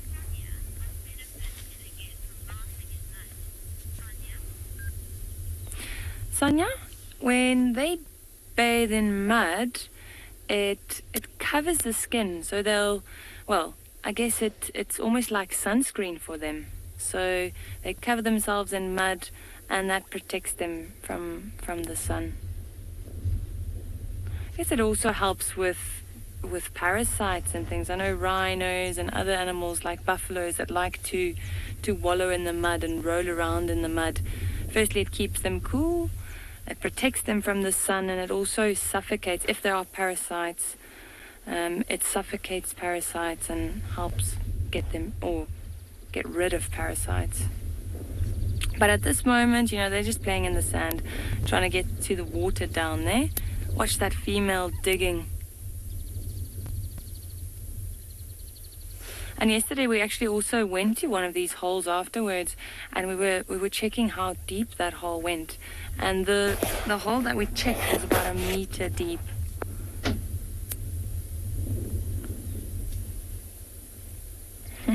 That little one was lying down in one of those holes. I think it's probably quite cool, the sand, because of the wet sand around it. And now he's just taking shelter in the larger elephant shade.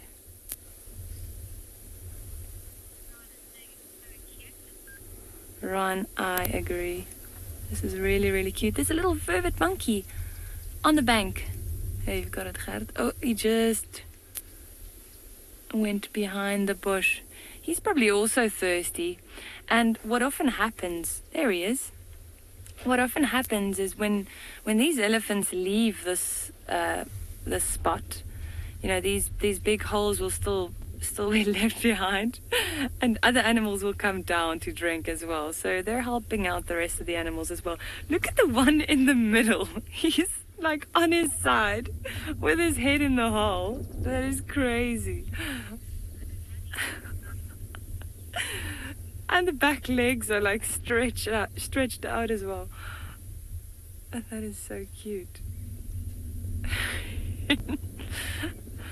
Probably got the trunk in the hole, just like a little straw, sucking the water up. Oh, there's another elephant coming down. That's what the female's looking at. Another female and a calf running down the bank. Having a look at us first.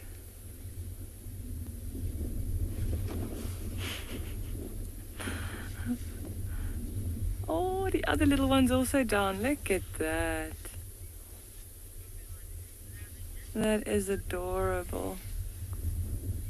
Like I said, I think that sand's nice and cool. The other one's also on his knees. Still digging though.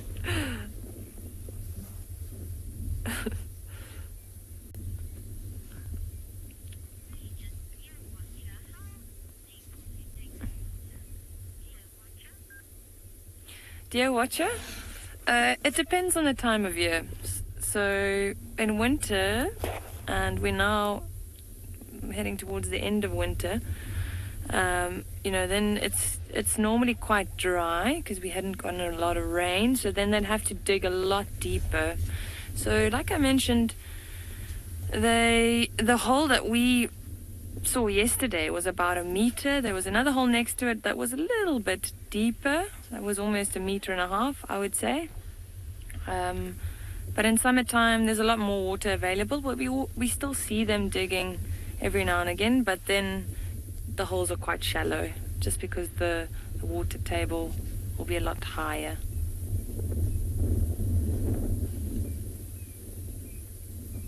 Look at that. See the 2 new ones that also arrived. Another mother and calf. That is a very big cow in the back there. She's very large.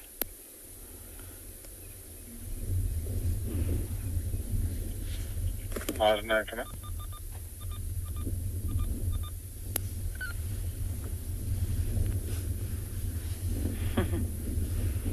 This one's showing some interest in us. Oh, look at those youngsters playing there. The one's on top of the other one. Oh, geez.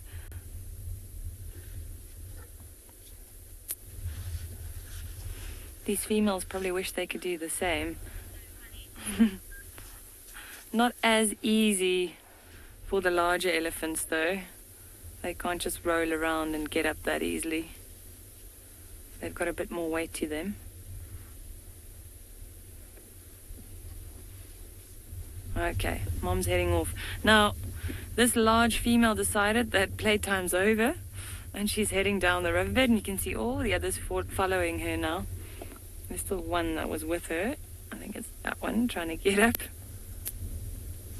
And that's usually the case.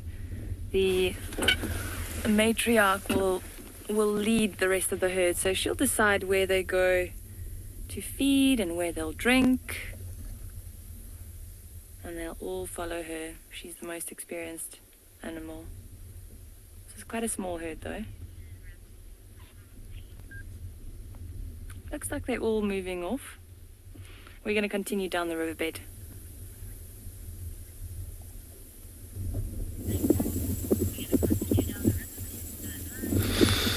Beautiful. Elephants are beautiful. Here what we got, plain zebra, virtual zebra. Looks like there's quite a number of them here. It's just so scattered all over because of a feeding situation. It's more back there, as you can see, how this stripe develop well camouflaged when they behind the bush. You can clearly see the shadow stripe in that one. You know, zebra loving the area of grazing land most. Yeah, indeed, they are beautiful animals, especially when you look at this stripe.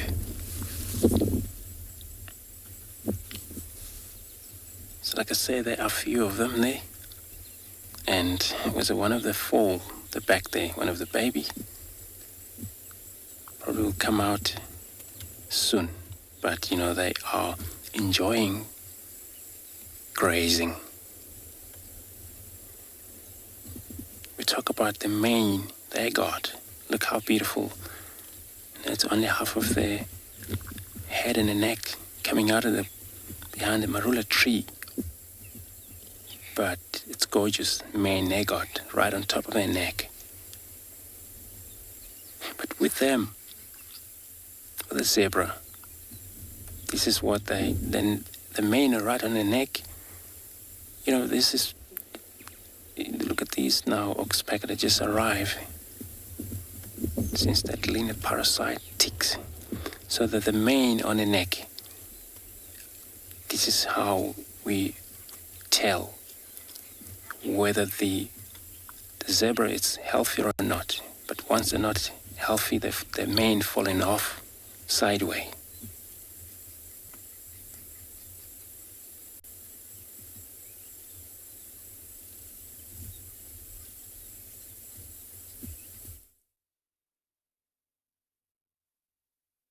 All right, guys, we found her again.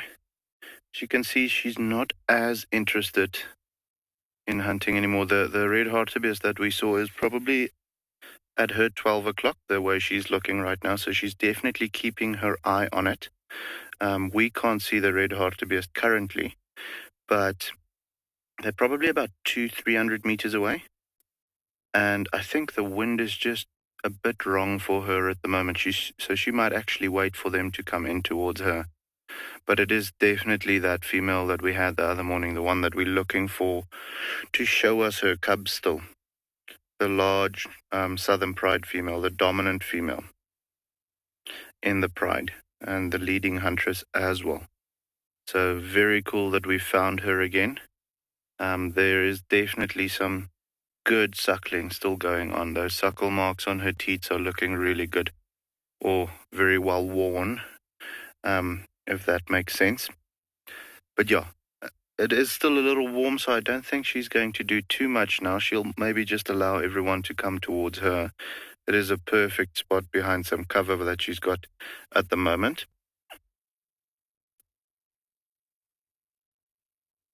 Relaxing in her, the comment just now, she looks very healthy, and you're absolutely right, she does. She is having that mother's glow. She's also a very good hunter. So with that being the case, feeding for her is not a problem. Even by herself like this, she quite often hunts and is very successful at doing so herself. We actually had on, what was this now, Sunday afternoon, we had this female leaving a kill site for the rest of the pride to actually finish that off. We saw her the morning and saw that she had killed, and then that afternoon we actually backtracked her, and the rest of the pride joined with, she left the kill for them. Not that they would normally do that. I think they joined and she was just not in the mood for them anymore. But very, very good hunter, looking in very good nick at the moment. And also absolutely in her prime. This female is probably around between 6 and 8 years old, so doing very well at the moment. And I just can't wait for her to show us her little cubs.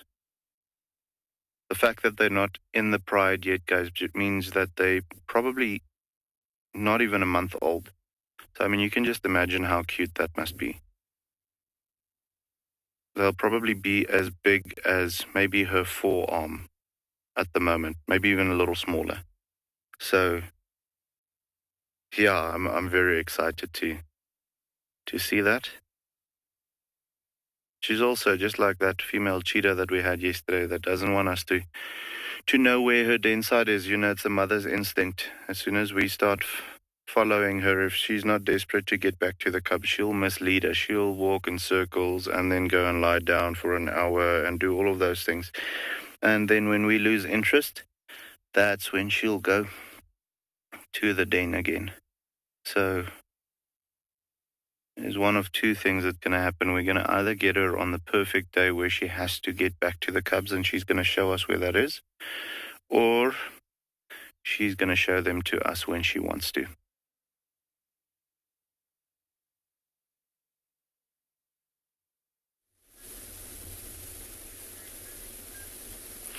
So we haven't actually managed to move very far.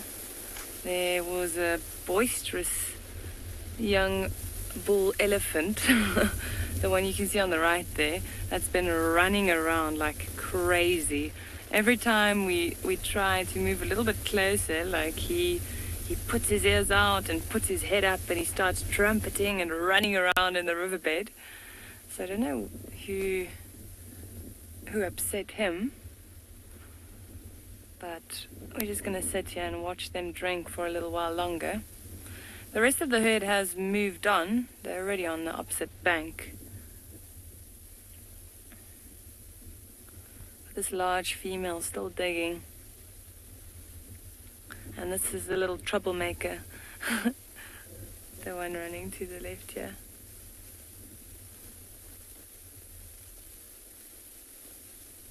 So these young bulls often have a lot of confidence. And they'll charge the vehicles and pretend like they're very macho.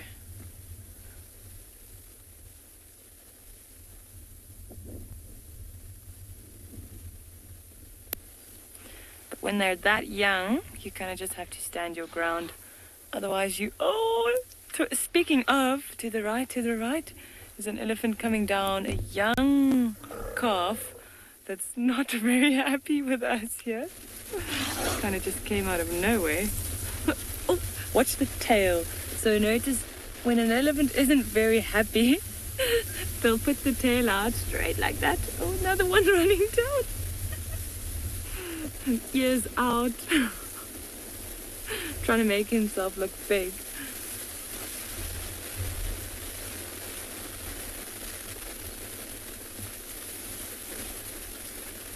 And now everything's okay again. It's quite a big scene for nothing.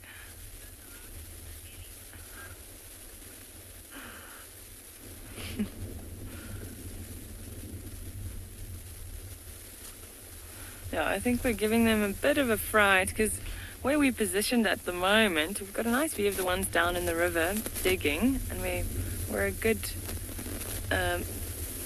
well, we're far enough away to view them comfortably, but there are others coming down from the bank, and I think when they approach the riverbed, we kind of give them a bit of a fright down here. So that's why we got that reaction.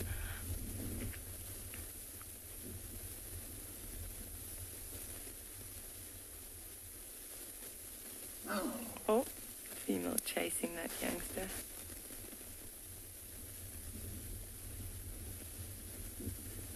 See the sand all along her spine there on the back. Oh, she's drinking finally. She's been digging this whole time.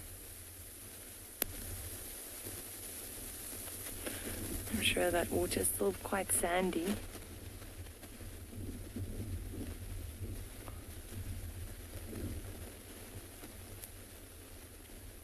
Yeah, digging again.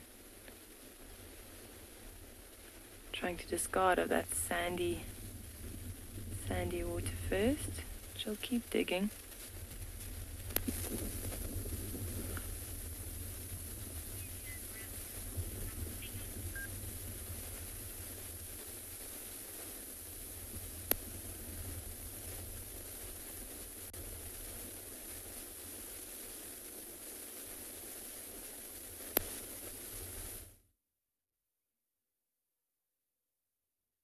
Okay, it would seem like all interest in hunting has been lost.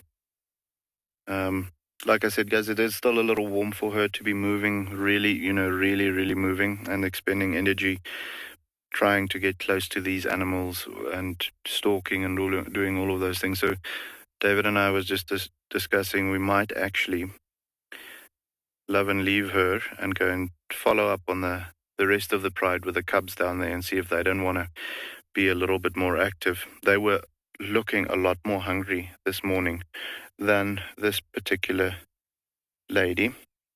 But now you can actually see properly how those suckle marks, look at that black ring around the teat, is really well worn, I want to say. You know, bruised, and the hair has been worn off from the cubs drinking. We don't know how many cubs though. Could be 1, it could be 5, but typically they have between 2 and 4. So it would be interesting to see what is going to happen. But yeah, while she is looking like this, the area where we are in right now is also quite thick. So we also don't want to spoil her chances. For us to be able to get a view of her hunting and, you know, possibly getting a confirmed kill happening, we're going to have to move around quite a bit, which, like we said earlier, is going to either be an advantage to one or the other, and we don't want to be an effect in the bush. So we're rather going to leave her and go and follow up on the others, okay?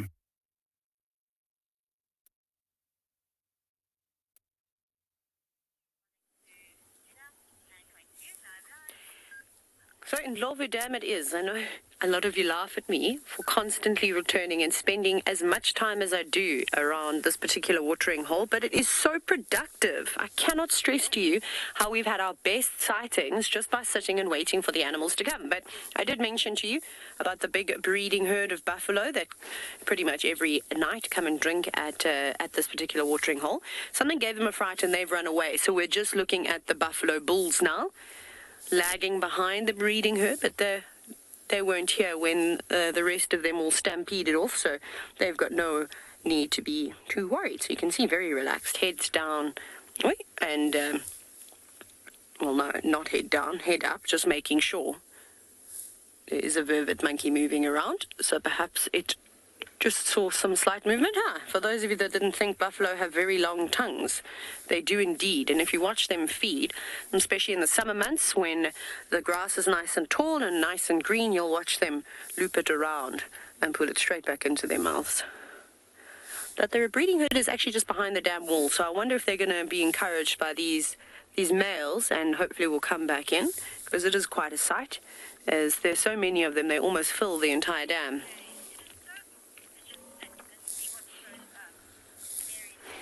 Mary Jane, I completely agree with you. It is really awesome to just sit and watch. I'm going to comment more on that now, but those two buffalo on the right-hand side, can you hear them? Let me see.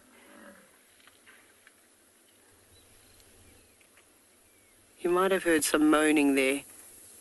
One was getting a bit frisky and the other fellow was not really tolerating it and was stabbing him with the horns.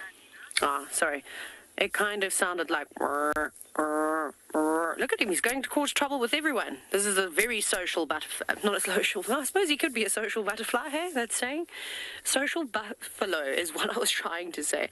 But anyways, I'll quickly just talk about how I've really learned by being at Pridelands how important it is to just sit and wait. I've been very fortunate to be in areas that are unbelievably productive, and you literally just drive around a bush and there's something laying about. But with it being so dry and with there being so few watering holes in this area, and Ndlovu Dam being the most popular, well, the animals seem to be favouring it by far, even in comparison to Leopard Dam, which we passed. There was a hole of one Egyptian goose there. We've had herd after herd of buffalo come through and elephants coming to drink and swim and wallow. We've even had a lioness pop her head over the dam wall quite a few times. Leopards have been here. And then the other really cool thing is seeing the smaller things, like the duiker and the kudu, these animals that are normally quite nervous. So, you know, the buffalo are normally quite relaxed with the sounds of the vehicle. As you can see, he's carrying on and flicking mud a fair amount. Is that tungsten? He's got a short tail. It might be my favourite buffalo. Yeah, it is. He's got his little tongue sticking out, just poking out today, having a nice roll. But it's been really great to just sit and watch unusual animals that you wouldn't be able to see, and that normally when they see the vehicle, they dart away. Oh, you look lovely now. You're shining. Look at all those insects as well. Oh, that would have been great in slow motion. Is your tongue working today? It's so strange. Look at him. Look how excited he is. Carla, you know, we're kind of in a bit of a drainage line at the moment, so water would have naturally occurred here. However, it has been over the years, not with eco training. This was done many years ago. They deepened it, so they would have got bulldozers and things in and dug this out a bit more, and they put a bit of a dam wall that you can see that holds water. But we don't pump any water into this dam, so this is all from the rainfall that we got in February, March at the beginning of the year. But from where those buffalo are, all the way to the left is the inflow of the dam, and there is quite a big drainage line. There's even some lovely river sand, so you can kind of see there's just some monkeys playing around there. And when we do get big rain, which I'm hoping that we're going to get this year, the water funnels through like you cannot believe and fills this dam. So occasionally we have to be careful that the camp doesn't actually go underwater. There are the vervet monkeys having a drink too. Again, sometimes you just get quick glimpses of vervet monkeys, as unfortunately them and the baboons don't have the greatest relationship with humans. We haven't worked out how to live, in harmony with one another. But here, we're so fortunate. We don't leave any rubbish or anything lying around.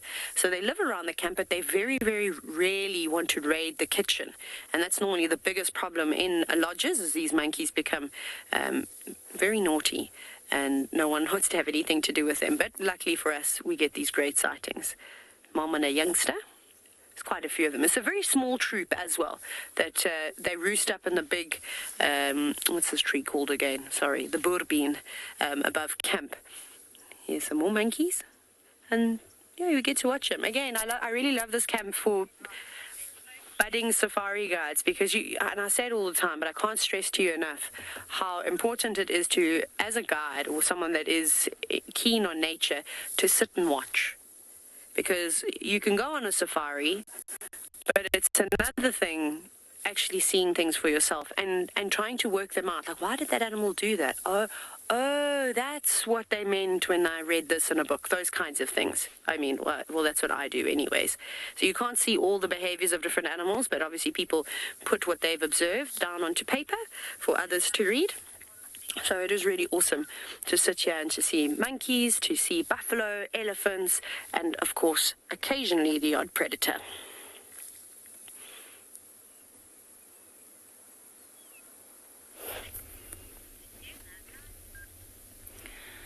So we decided that this scene was just too beautiful to leave. So we just repositioned ourselves. And I just saw that those vervet monkeys that we were watching earlier, that were playing around on the bank behind the elephants, they're actually coming down to that first hole that they were digging. And that's why these elephants turned around. So they're looking at the monkeys heading down to the water as well. I'm actually surprised that one that was running around earlier is not chasing the monkeys. Oh, they're quite hard to see. Oh, there's one going down. Just watching them. So normally around a water hole, I mean, these are just puddles really, and holes that the elephants have dug, but smaller animals will make way for larger animals. So the elephant's king around water.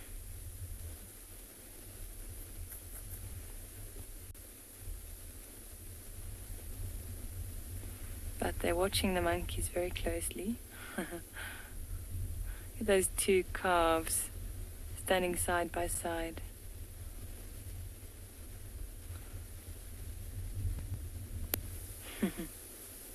Oh, and there's the monkey behind them. Oh, they're approaching the monkeys actually.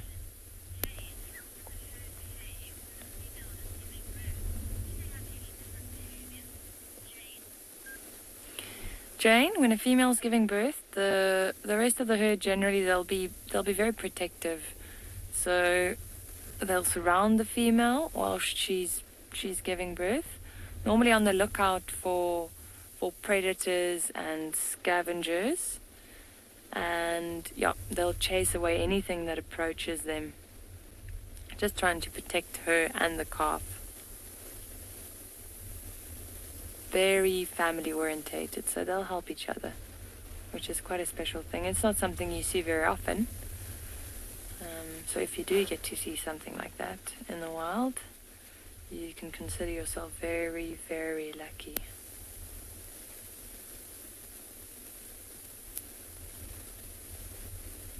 And she's still digging. The ones in the back there, it seems like they want to head up that steep bank there.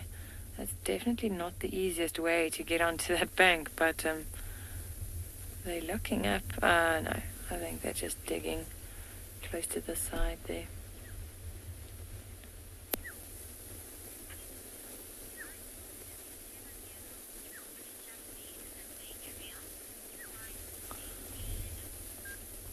Michael, what exactly is a matriarch? So the matriarch is the leader of the group or of the herd. So they'll say if it's a male that dominates the herd, they'll say a patriarch. So a matriarch's a female leader, I guess you could say. So with elephants, normally if you find a herd like this, it would be led by a matriarch or the oldest, most experienced female. Because the bulls will actually, they kick them out when they're around 12, 13 years old. That's when they reach puberty. And then they'll form little bachelor herds or they'll go off by themselves, usually still following these large breeding herds, but the females shoo them. They chase them away.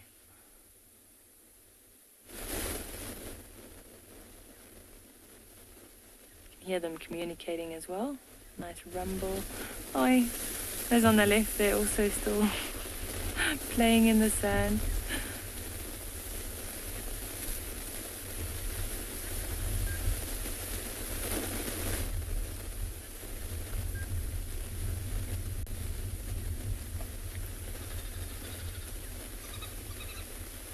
It's really nice to sit and watch elephants when they're so playful. They look so happy.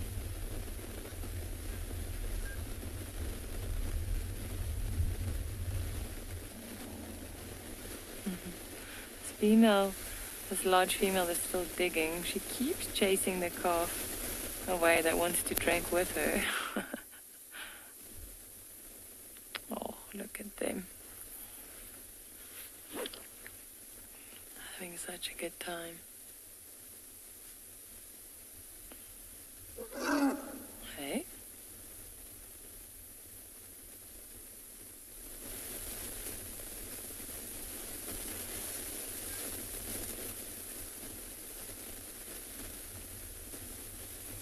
So elephants make quite a quite a lot of different noises and sounds.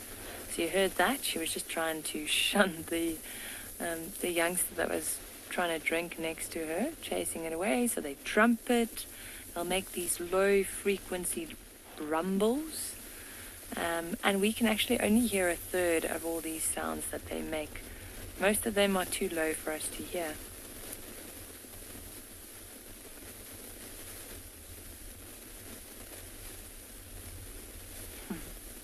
All huddling together now.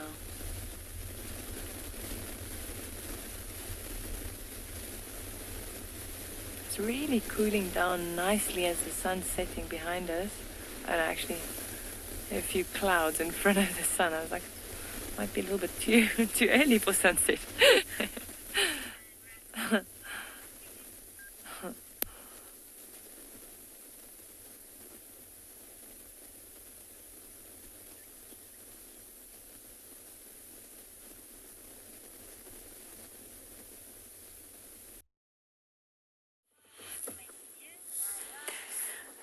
As I said, we're not leaving in Ndlovu Dam unless I hear a leopard sawing or a lion roar. Those will be the only two exceptions for us moving this afternoon.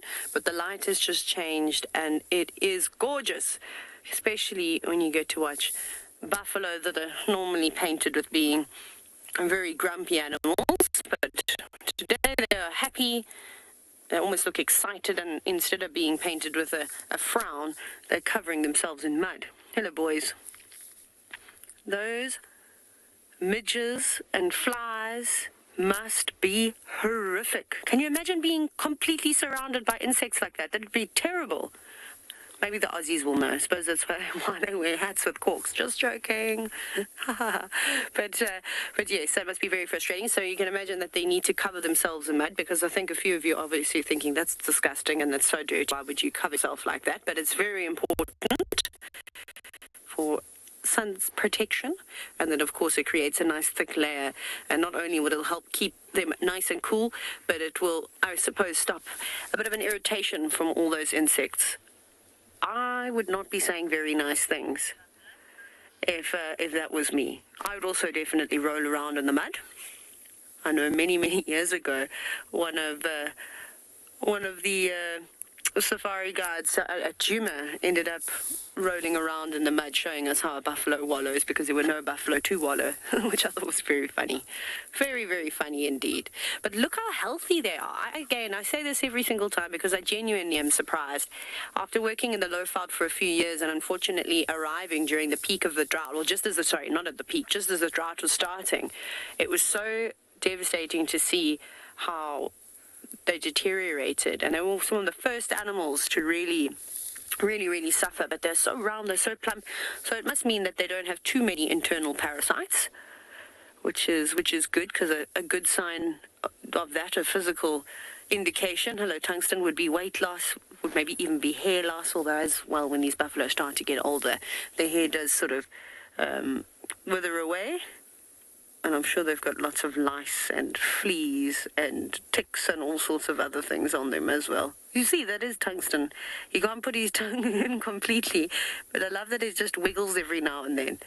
But it's not hanging out so much. I really have absolutely no idea why this has happened. I wonder if he's maybe lost all his teeth, if he's, I don't know, he's got some nerve damage to his tongue. I haven't a clue. I think your guesses are as good as mine. Maybe there is a vet out there that is watching this afternoon. Please, pretty please, we would like your input, because I am by no means a vet. Hashtag Wild Earth. Let us know your thoughts. Why does this buffalo's tongue hang outside its mouth? Today is not a great example, but normally it hangs a fair amount. Like I would say about 10 centimeters of its tongue is normally sticking out. But he uses it, because we just watched him lick his nose a few minutes ago. Well, in the previous time you saw us. Shame. He's a lovely boy. Now all we need is my favorite big cat to move back onto Pridelands. I'd like to see a whole pride of lions. And they do eat buffalo here. They really do eat buffalo too. I don't know why they haven't cottoned on that the herd that is lingering in this area is here.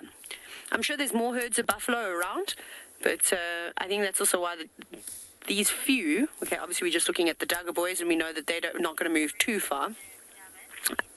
and they just stick together. There's about 7 of them, sometimes 8. And then, of course, the breeding herd is the ones that I'm really talking about. But they must feel super safe here. I mean, we've had lion tracks the other morning going straight in their direction, but I didn't count if there was one missing. Lisa, you said you agree with maybe nerve damage. I mean, the possibilities are endless. Really, really. Could maybe it ate a poisonous plant and has had some trouble since then. Honestly, who knows? But it's just fascinating. And I do like to see how resilient these animals are. I mean, that's not a huge disability. He's got a bit of a stumpy tail, so a bit frustrated. And then, of course, Sally Sarcastic, sitting in the final control studio, has said, and I don't know why I didn't think of this, is that the cat got his tongue. And the crowd goes wild. No, I bet you're all sitting there raising your eyebrow. I didn't say that, but it was quite, I wish I'd said it. Thank you very much, Kirsten. But yes, very interesting animals. I don't know. They're not my favorite. Actually, one on their own, they terrify me and they try to murder me. But it's been really, really nice to see the buffalo back after they haven't been here for quite some time.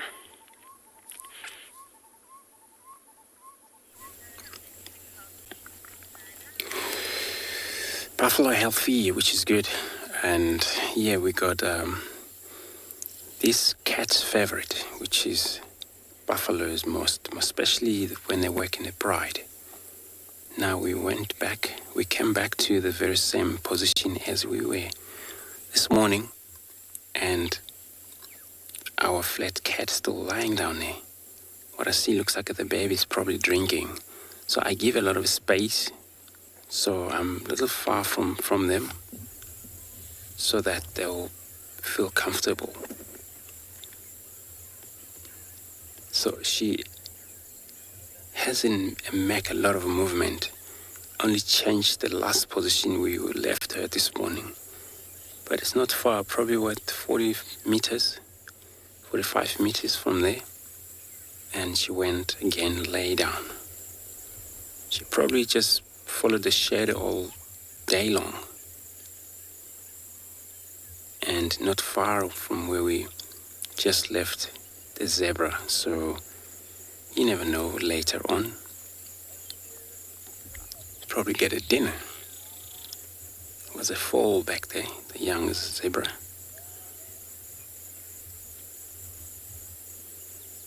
And what I found out what these lionesses done is that went feed on Hukumura's kill. That's what I've found out. That's why the Hukumura is no longer being there where he was yesterday. But I don't know, because the meat was up in a tree. Of course, these cat can climb tree for sure. Unless if maybe hyena or leopard drop it and a hyena. There was a lot of fight until she knew that, okay, there's a fight, hyena's there, the meat is on the ground. This cat will eventually win both leopard and a hyena at the same time if it was at that case then.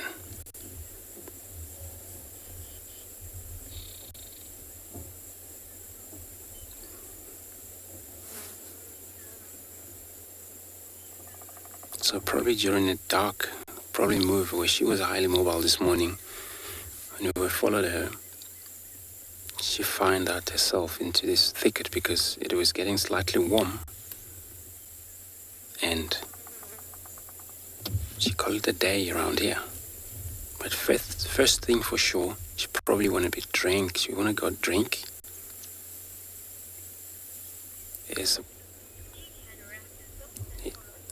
There's a water hole not far from here.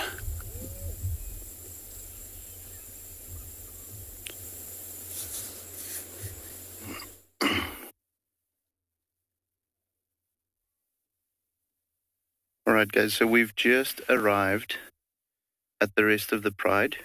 You know, the 3 sub-adults and then the mom or the young female with the 3 cubs. And it would seem like we just got here in time. You can see they're getting up. Now, okay, they might just be moving positions, but where they were was quite some good shade. So it would seem like they might be getting ready to move. And that is awesome news for us, you know. Oh, there's a big yawn. See that one also now getting up. These three that we saw just now are the three sub-adults. They're about 2 years old now. And it looks like they might be moving to, we saw the female with the cubs are just in front of us in the shade of another tree. So it looks like they might be just moving there, or they're going to start looking to hunt into the wind. Not that lions use the wind that much. You'll find that they do, the ones that use the wind the most often is the cheetahs, but definitely looking to get active. And as I said this morning, we had them very intently looking at some oryx, and there was a giraffe that came by, but I think they're a little out of their depth with that and so on. So good that we got here just before they started moving, and it's going to be an exciting afternoon, I think. Especially with those three youngsters, you know, that we might have a couple of attempts and misses and so on because they're still learning the ropes as far as hunting is. So Chris just had a question. What is the biggest thing I've seen them hunt at Tswalu? Chris, I've seen them going for, you know, young giraffe and so on, not being successful. The biggest kill that I've seen, though, is big male eland. So those ones that we saw this morning. Now, to give you an idea, if you haven't seen an eland and if you didn't join us this morning, eland gets, so we've got the Cape eland over here. They get bigger than a buffalo. So huge. I mean, they weigh 950 kilograms. Some of them are even more than that. And big dagger-like horns.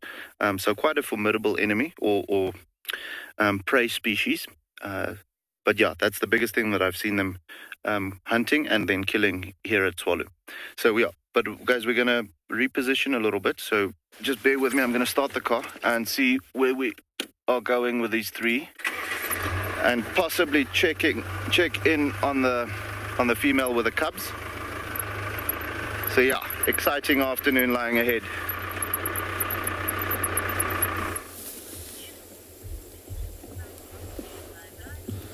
Beautiful from lions, you know, moving. And this female lioness, she eventually stood up and moved off from the last position where she was just lying down with the baby. She came out in this open area. And I believe she might want to move on. But it's cooling off already, so it's not much that warm. Yeah, how beautiful is this cat. She's cleaning herself, licking her. Look, you can see actually how the tongue works. Getting between these, you see this claw, hey? Can you guys see them? Are very sharpened. So the tongue itself, it's very rough. When she does that, we're able to get the tick out of the way just by licking. Sometimes can separate the meat from the bone by just licking, because the tongue is actually designed for that.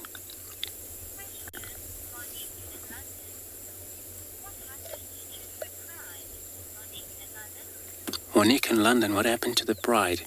It's a good question. I'm not sure what happened to the pride. This pride, I know for a long time for sure by the name of a Shimongwe pride, but they occurred up in the west. I believe that's where she come from. Oh, that smell looks like she's defecating. They all smell coming towards us, guys. But we can handle that. Try and handle this. So Theo, I think you also okay there. So, I mean, I'm not sure what happened to the whole entire pride. It happens that maybe she gets separated,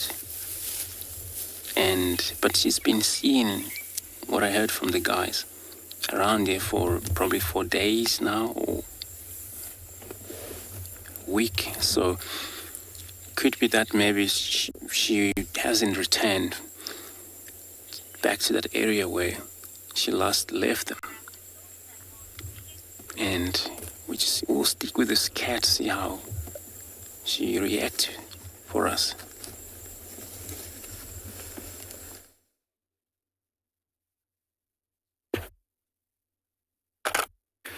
All right, guys, as you can see, the the sub-adults now just moved around. We've got a little cub over there that's definitely seen Lion King, and he's got his own pride rock, so to speak. But yeah, the cubs are getting active. They're waking up. They're starting to irritate everyone. And with that being the case, you're going to actually get the adults to, or the larger individuals to get active a little sooner. There was one cub just here close to us now that actually got a little curious just as we moved around, and he came to have a look at what we are. But yeah, they're just getting cuter and cuter by the day. I love that playing over there. They're by the rock. Look at that. Yeah, no, guys, these cubs are incredibly cute, and that pose on the rock was just the best. I mean, but these guys can just breathe and they'll be cute as well. See, now he's going back. Maybe the sun is a little bit warm for him at the moment. Gonna join the others just now. But that rock is definitely the main.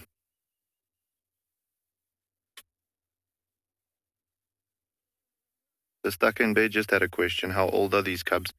Guys, these cubs are about 4 months old, that we know of.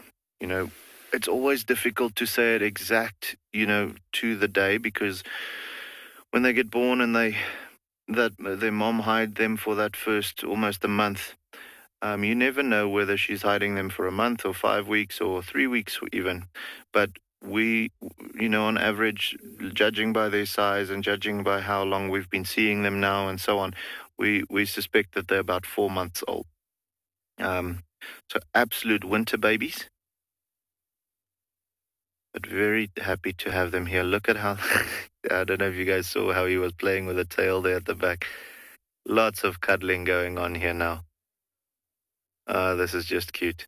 I'm loving how these sub-adults, because that one that's getting harassed at the moment by all three, or now just the one, that's a youngster still, one of the young females. It's not the mom. And I love how tolerant they are of the cubs. There's quite a lot of here and there you see a little bit of bullying coming.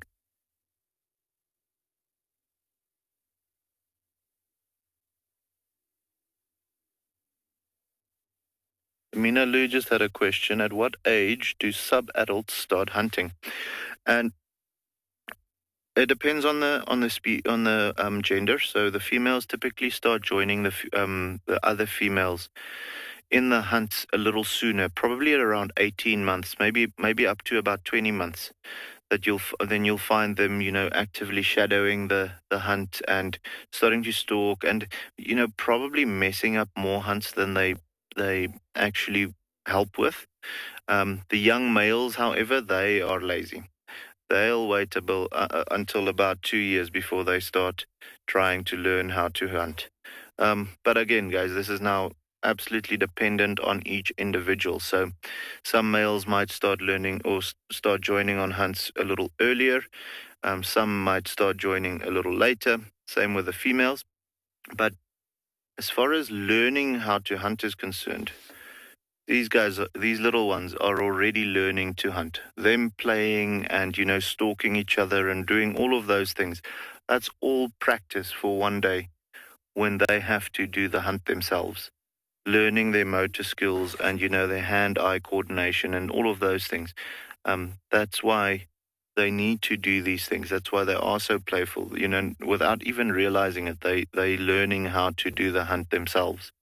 But joining on the hunts, I'd say the females typically around 18 months to 2 years when they'll start joining, not necessarily completing hunts yet. And then the males about 2 to 2.5 years is when they'll start joining.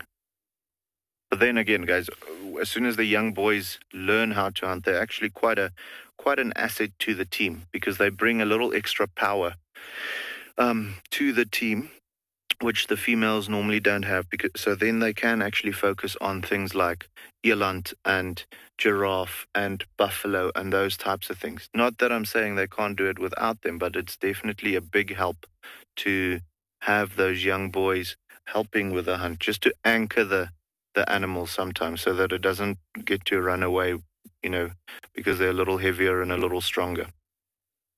Females definitely better hunters though. The mom has decided now it's time to start going, I think. This light is just beautiful. You can hear her calling also the little ones.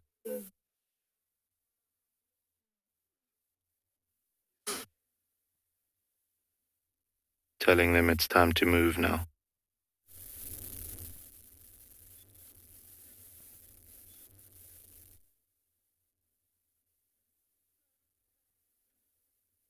Ah, this is stunning. And the wind is perfect for them now if they want to start hunting. It's blowing straight into their faces as they're moving right now. So this is gonna... Yeah, no guys, I mean, I'm super, super happy. Those little birds that you can hear flying past, those are the sociable weavers. They're quite vocal. Very, very small though. But you can definitely hear the mom now. Contact calling, either to her cubs, I don't speak lion, so it's difficult to know who she's talking to.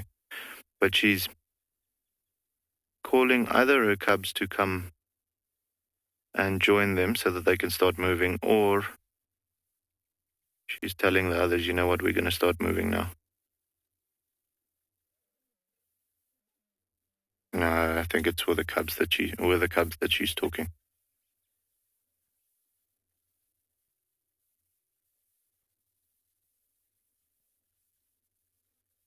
Yeah, such a queen.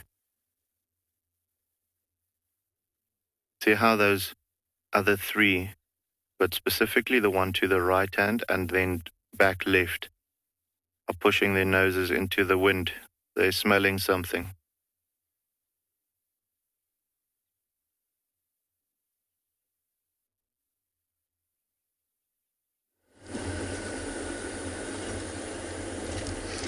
It's taken me a while, but I got there. Woo, BK, smell that.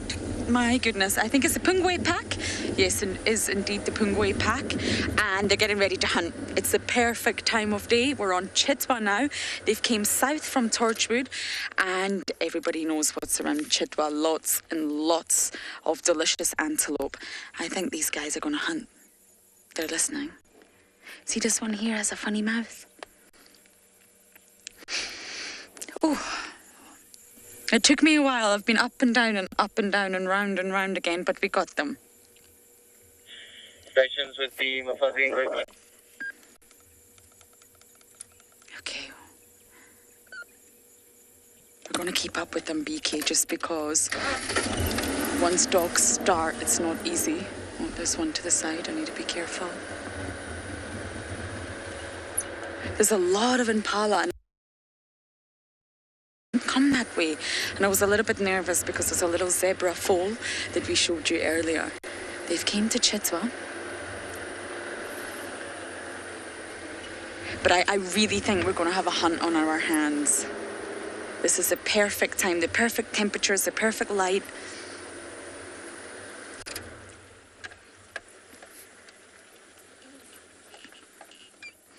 Aren't they just gorgeous? Oh, they're moving. Once one moves, contagious behavior. Oh, okay, you ready? Yeah, they're running fast. I think they've spotted. They're chasing something.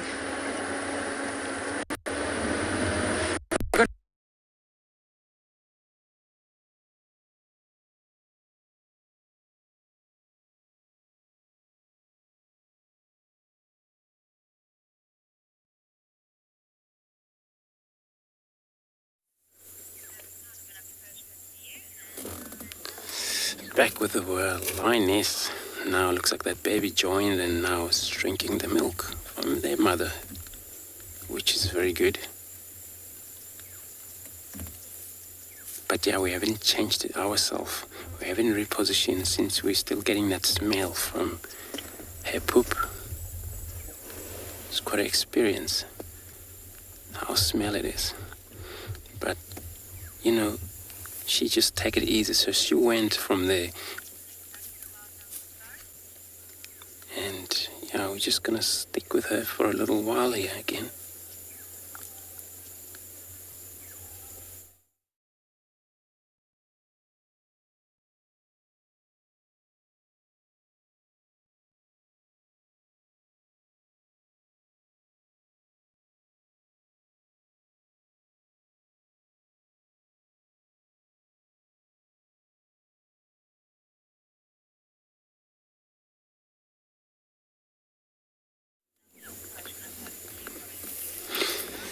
Cool, sorry about that. Sorry about that.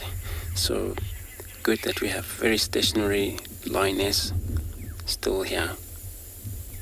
And can't believe how, peaceful she is.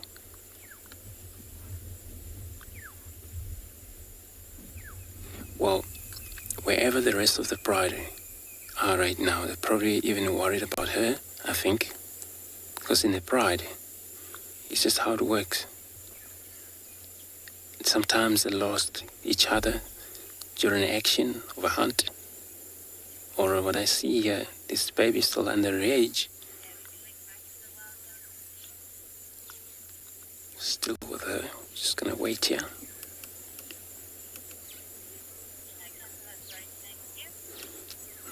So beautiful. See how the baby's now enjoying the milk of this one. So yeah, we're on that topic of wherever the brides are now, probably still worrying about where she is. And she's safe with her baby. See how the baby's now even closing her eyes. Actually, that baby's also a young one, young female. It's gonna be good. But if the bride, they're not around, then not exist anymore, it's gonna be a little tough for her to get to feed, because it doesn't work for lions, especially single lioness hunting on her own. Doesn't work. Always she will try her best, especially this baby's already eating meat, not only drinking milk only. And let's wait here, see what happened finally.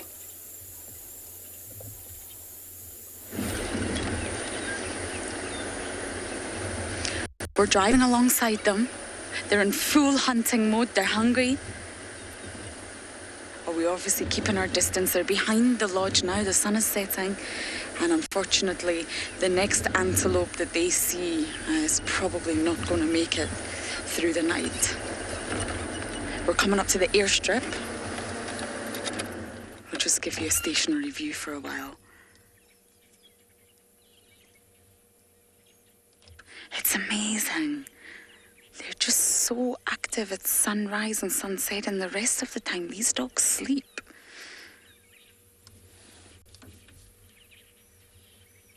They've left their puppies behind. The puppies are in Torchwood. It's just the adults that are out in full force.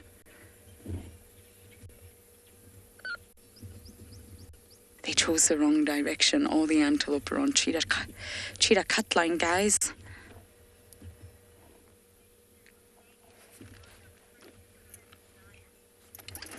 Damien, not at all. They're so different. Lions hunt by stalking, ambush, relying on that element of surprise. Oh my goodness, look how fast this one's running. I think they've caught something. Damien, I'm going to answer your question in just a moment. I'm going to focus on not throwing BK off the back of the vehicle. But it's completely different. Wild dogs hunt. Oh, they're going for an Inyala. Oh my goodness, a male Inyala.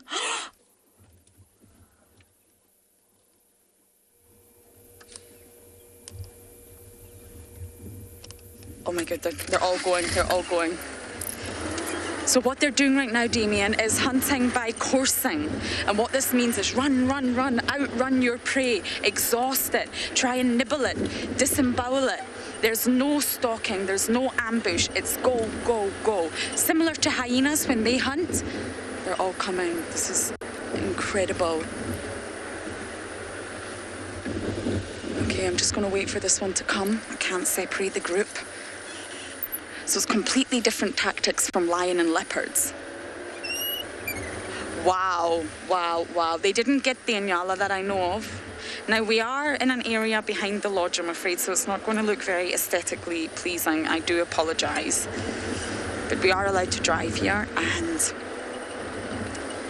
well, we don't want to lose the dogs.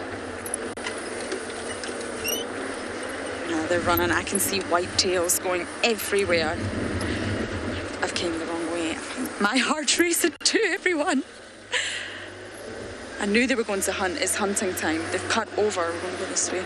Do you know what they're doing? They're taking us right back to the dam. We've done a massive circle. Let's see if we can catch up with them. But the only thing they do have in common with lions, Damien, is it's cooperative. So prides are obviously, they hunt together. They're very cooperative. And packs hunt together. That's a similarity. But the actual hunting technique is completely different. I think they've gone back to the dam. Beaky, if you see them, let me know.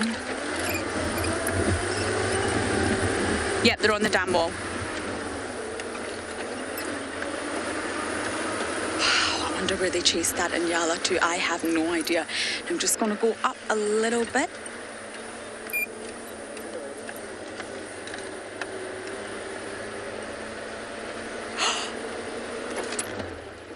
Wow. Look at these doggies. Oh my goodness, I've never seen anything like this. They've just chased something into the water. Oh my goodness, this is like the Masai Mara, but in Chitwa, there's a dog waiting on the side, BK. This is a female though. I think this could be a kudu.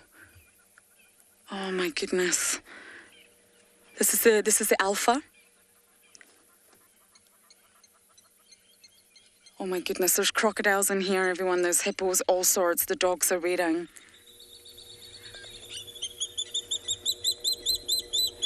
I have never had a sighting like this that involves an antelope going into the water chased by the dogs.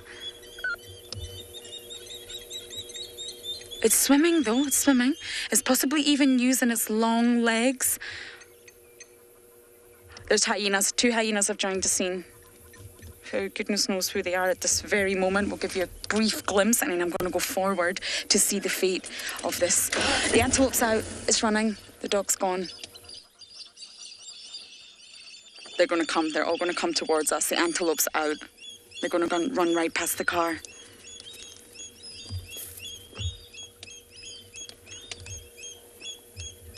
They're all in a perfect line in front of me.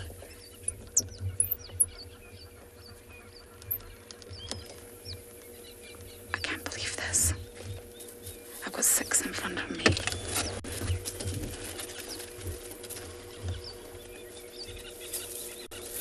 You see this one here? This one approaching's got a funny little thing missing out his lip.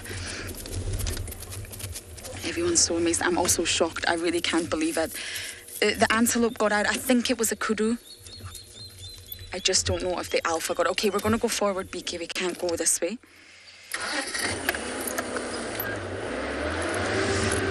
Possibly it was an Inyala, I really don't know. The hippos are alert, everybody's on full alert. Hyenas, okay. Now the dog's running right round to the other side of the dam. Let's see what's happening. Oh, perfect positioning, Lauren, well done.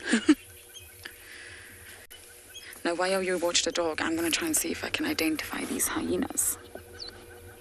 Oh, we've got Swazi. Hello, Swazi. I have your paw around my neck. Not your actual paw, but an imprint. These 2 hyenas were the ones we saw this morning.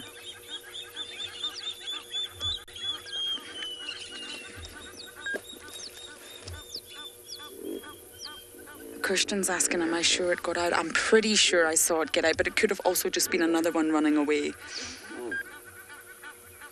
There's too much action. I really... What are they? They're watching something, though, you're right.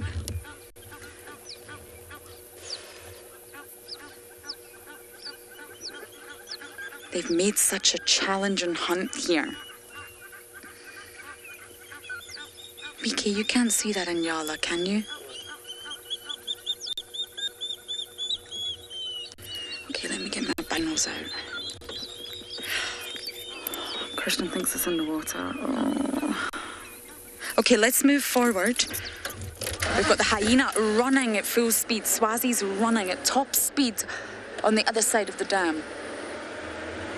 If you think hyenas can't run fast, I can assure you they can. Okay, let's see if we can figure out what's going on here.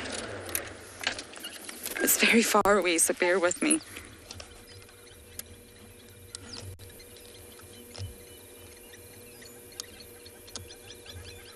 I really don't see any antelope still in the water, but I don't know what the dogs are watching. They're definitely waiting on something. There's a crocodile coming. I can see a crocodile coming towards the dogs. This is one of the most incredible, intense sightings I've ever had.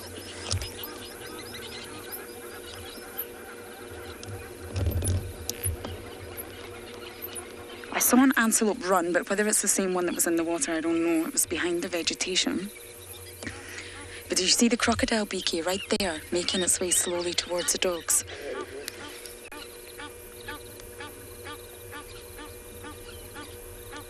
We've came this far.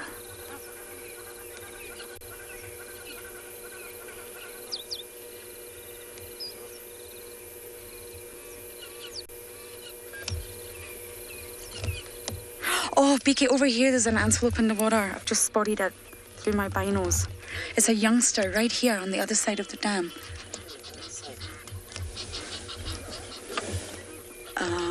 Hold on.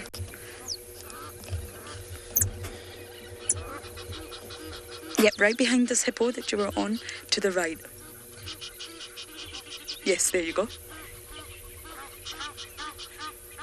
A young Inyala. I think this was the one, but the dogs are far. Oh, come on, little Inyala, you can get out. Look at all the water buck standing watching. You see them all? Everyone's on guard. Everyone is on guard.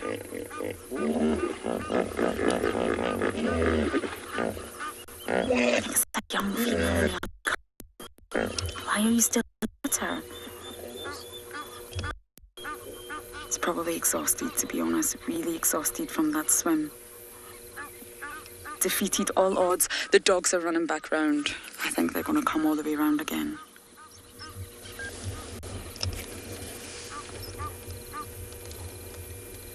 It's a large area to cross. The antelope's out, standing up. The Inyala's out.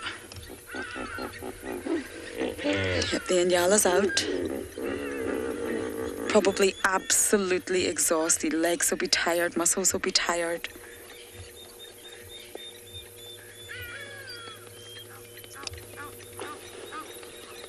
But at least it's out the water. The crocodiles are moving on in.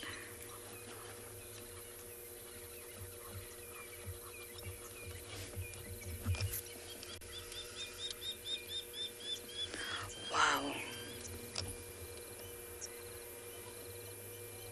Okay, the dogs, they know exactly that Inyala's on the other side. There just happens to be a huge body of water in between them. I'm just worried the dogs come running around. They've got the endurance, the Inyala does not. That little one will get exhausted very quickly.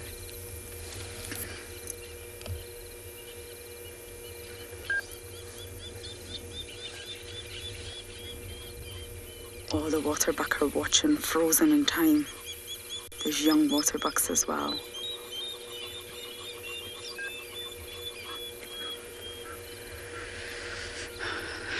All of you are saying, wow, yes, wow. Even BK is saying, wow, that was unexpected. BK and I were getting rather frustrated. We could not find the dogs. We could not find what we were looking for, and we were both frustrated. And all of a sudden, lo and behold, here you have it. The dogs have caused such a scene that all the antelopes in the area now are alert. So that puts them at a disadvantage. All the waterbuck, everybody knows the dogs are here.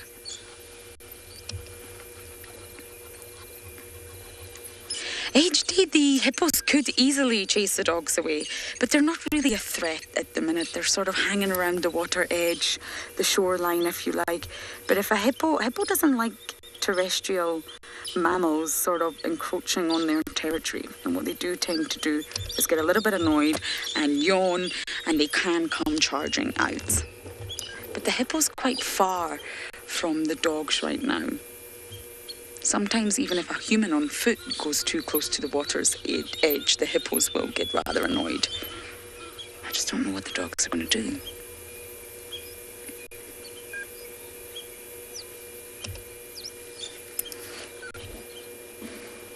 Now, I can't see that Inyala anymore. I'm looking through my binos. It must have ran.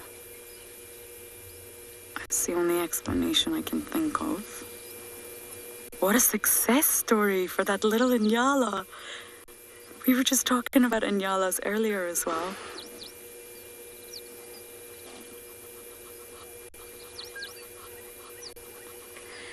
Yes, Kirsten's saying she's glad the crocodile didn't get it. I know, me too. That would have been very sad. It made it.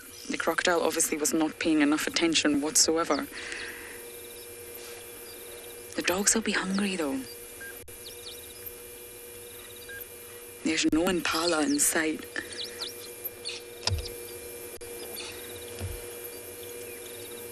Someone has to take lead in this pack and make a decision. But doesn't that show a high level of intelligence? They knew to run around to the dam. They knew where to go. But the Inyala made it out of the other side.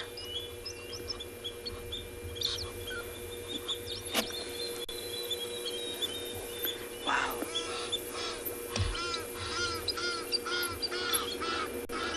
The geese are now chiming in. Okay, the dogs are on the move again. I wonder if they're going to come this way.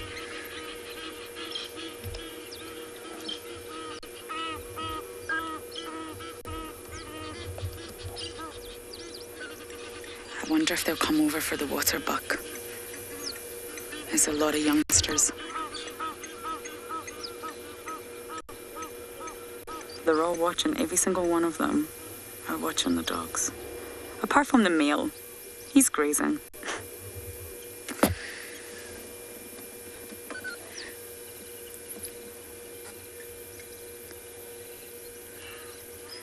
Wild dogs have an 80% hunting success rate, which is very, very high, especially compared to lions and leopards, even cheetah. But that was obviously one that fell in the 20%.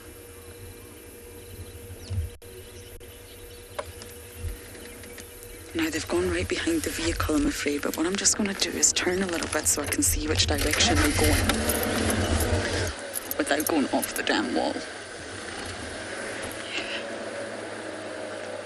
Oh my goodness, they're going in the other direction. Okay, I'm going to try and do a big U-turn on this very narrow damn wall. Let's see how it goes. Okay, I'm going to try and keep up with these dogs and see if they catch anything.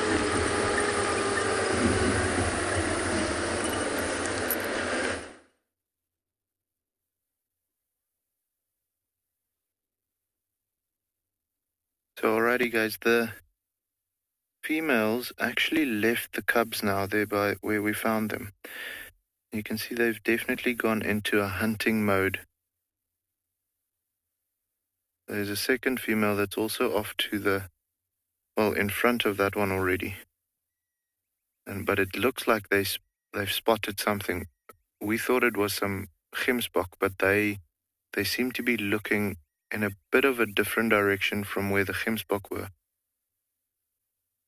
But absolutely gone into hunting mode. You can see there's that one also now looking around. So the direction which she was looking in, there's actually another female just here off to our right, which we didn't see sneaking up on us, by the way. But luckily they're not interested in us. I do think they might have spotted the gemsbok, and they are busy devising a plan as to how they're going to go about it. It's about, from where they are now, those gemsbok are probably around 300 to 400 meters straight ahead of them, not like she's walking now. Oh, well, no, maybe like she is walking now. Maybe, yeah, just like that direction that she's looking in at the moment. We've got one little problem. There's a giraffe very close to where the Gemsbok is. So having that watchtower scan for danger constantly is maybe not the best thing. It looks like the giraffe is moving off though. So that'll play in their favor. The wind is also in their favor. The cover of darkness will be here soon. So they might even just wait for it to get a little darker before they start making their approach. Yeah, guys, I mean, this lighting there, there's a reason why they call it golden hour, you know. It is absolutely the best time for being out in the bush and for, you know, for photography and for anything like that. Just beautiful, beautiful on these lines. I mean, look at those mountains even. If you have to take that line out, I'd still be happy with that view. Lion makes it better though, I'm not gonna lie. But the light is just epic at the moment. It would seem like they might have changed their plan, or her plan at least. She's walking in a strange direction at the moment. Yeah, guys, there's a possibility of them going for that giraffe. It is, however, a big male giraffe, so I doubt it. There you can see him. Big boy. I don't think these three, if they were on full strength, you know, all three adult females with the three sub-adult females and possibly the two sub-adult youngsters, young males that they had, then maybe they could have done something about it. But I don't think they're gonna try something like this. Not with the three inexperienced females that's in the pride at the moment. He's gonna be a little bit too much to bite off. Look at that. Just stunning.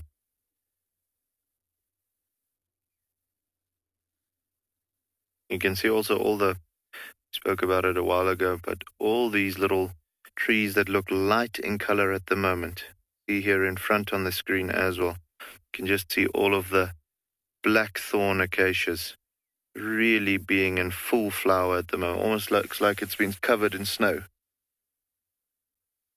Beautiful, beautiful time of the year to be out here. Yeah, guys, what I think we're going to do is we're going to reposition a bit. I can't see any lions anymore. So I think we're going to just move the vehicle a little bit and see if we can find them. Well, I mean, they're not too far away, but see if we can follow them and see if there's not something that comes up.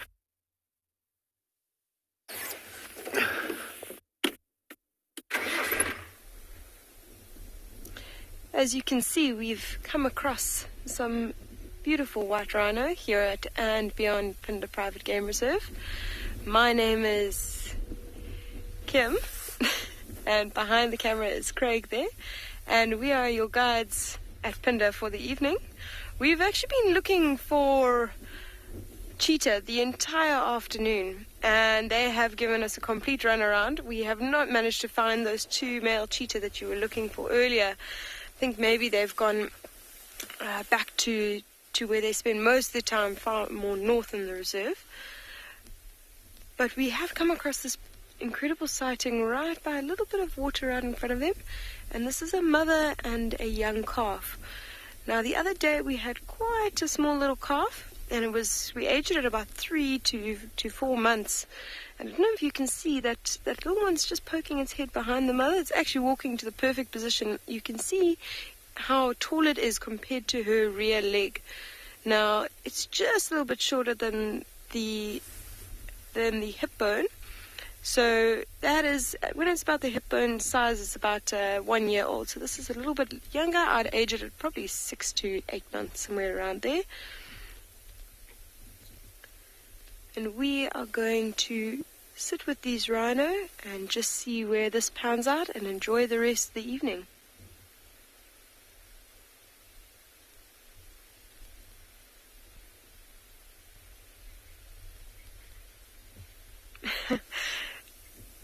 Yeah, I agree with all the viewers that say this baby rhino is incredibly cute.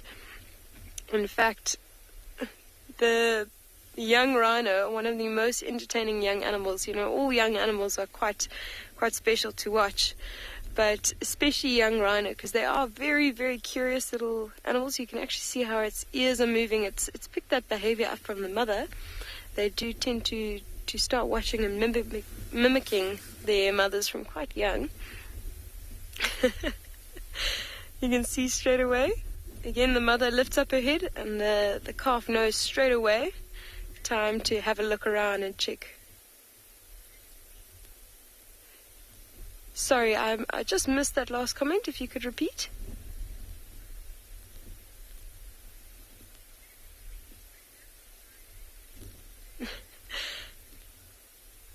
Anna-Marie, that is a great observation from your side. The toes are actually very cute when you compare them also to the mothers. It's quite a nice little comparison.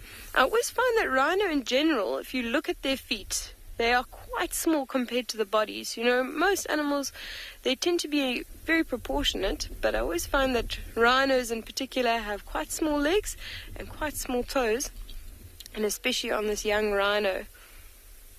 Now, if you look at the mother's horn, you can see that she's got two horns in the front, very typical of a white rhino, and black rhino as well.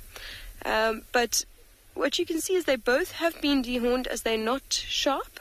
They are quite flat. But you can also have a look at the front one, that it's grown to about 16 centimeters, around about there. So it has been, you know, about 2 years, maybe a bit more, since she's been dehorned. And one of the reasons is that we don't tend to dehorn them when they've got such a young calf with them at the time. It's just because it can be quite stressful on the young calf, having the mother, you know, we've got to sedate them first.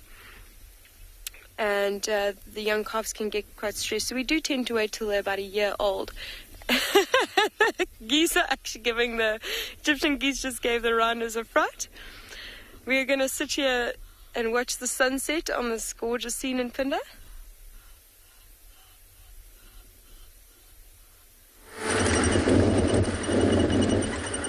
I'm trying to get one last sighting of the dogs. I think they're this way. I think they've done a complete loop. And Pala are all very alert here.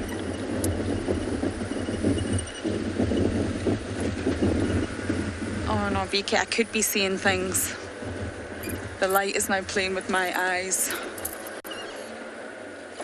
Let me just check something. I'll get my binos out. Oh, well, it's moved. That's a good thing. So if it moved, then I wasn't imagining things. Something's moving. I can't believe that sighting. It was absolutely intense. I really fell for that little nyala. And now it's going to be cold and separated. But you know, animals are strong. And antelopes are remarkably precocial. They're born so well developed that they can stand, depending on the species, within minutes, within 10 minutes. They can walk and run within the hour normally, especially zebras. And this is so that they can escape predators. So from the get-go, from birth, they can escape. And it just shows all animals can swim. Primates and humans are really the only animals that have to learn. We go to swimming lessons. My mum and dad almost divorced. Well, they actually did divorce because my father threw me in the swimming pool at 6 months old. And after that, I was a bit of a water baby. But we have to learn. I'm not sure we're going to manage to see them again. I'm just guessing where they've gone. They've done a big loop. Wow. But yes, we have to lessons, we have to coordinate the muscles, we have to sort of hand-eye, everything. Motor neurons. But all animals... There you have it. Okay, everyone, the dogs are somewhere, but you know what? It's getting dark anyway. It would get to that time where we probably would leave the dogs anyway. So I'm going to find something beautiful for you to look at for the last few seconds of show. So you're not stuck on the back of my head. Let's go up here and get a nice tree.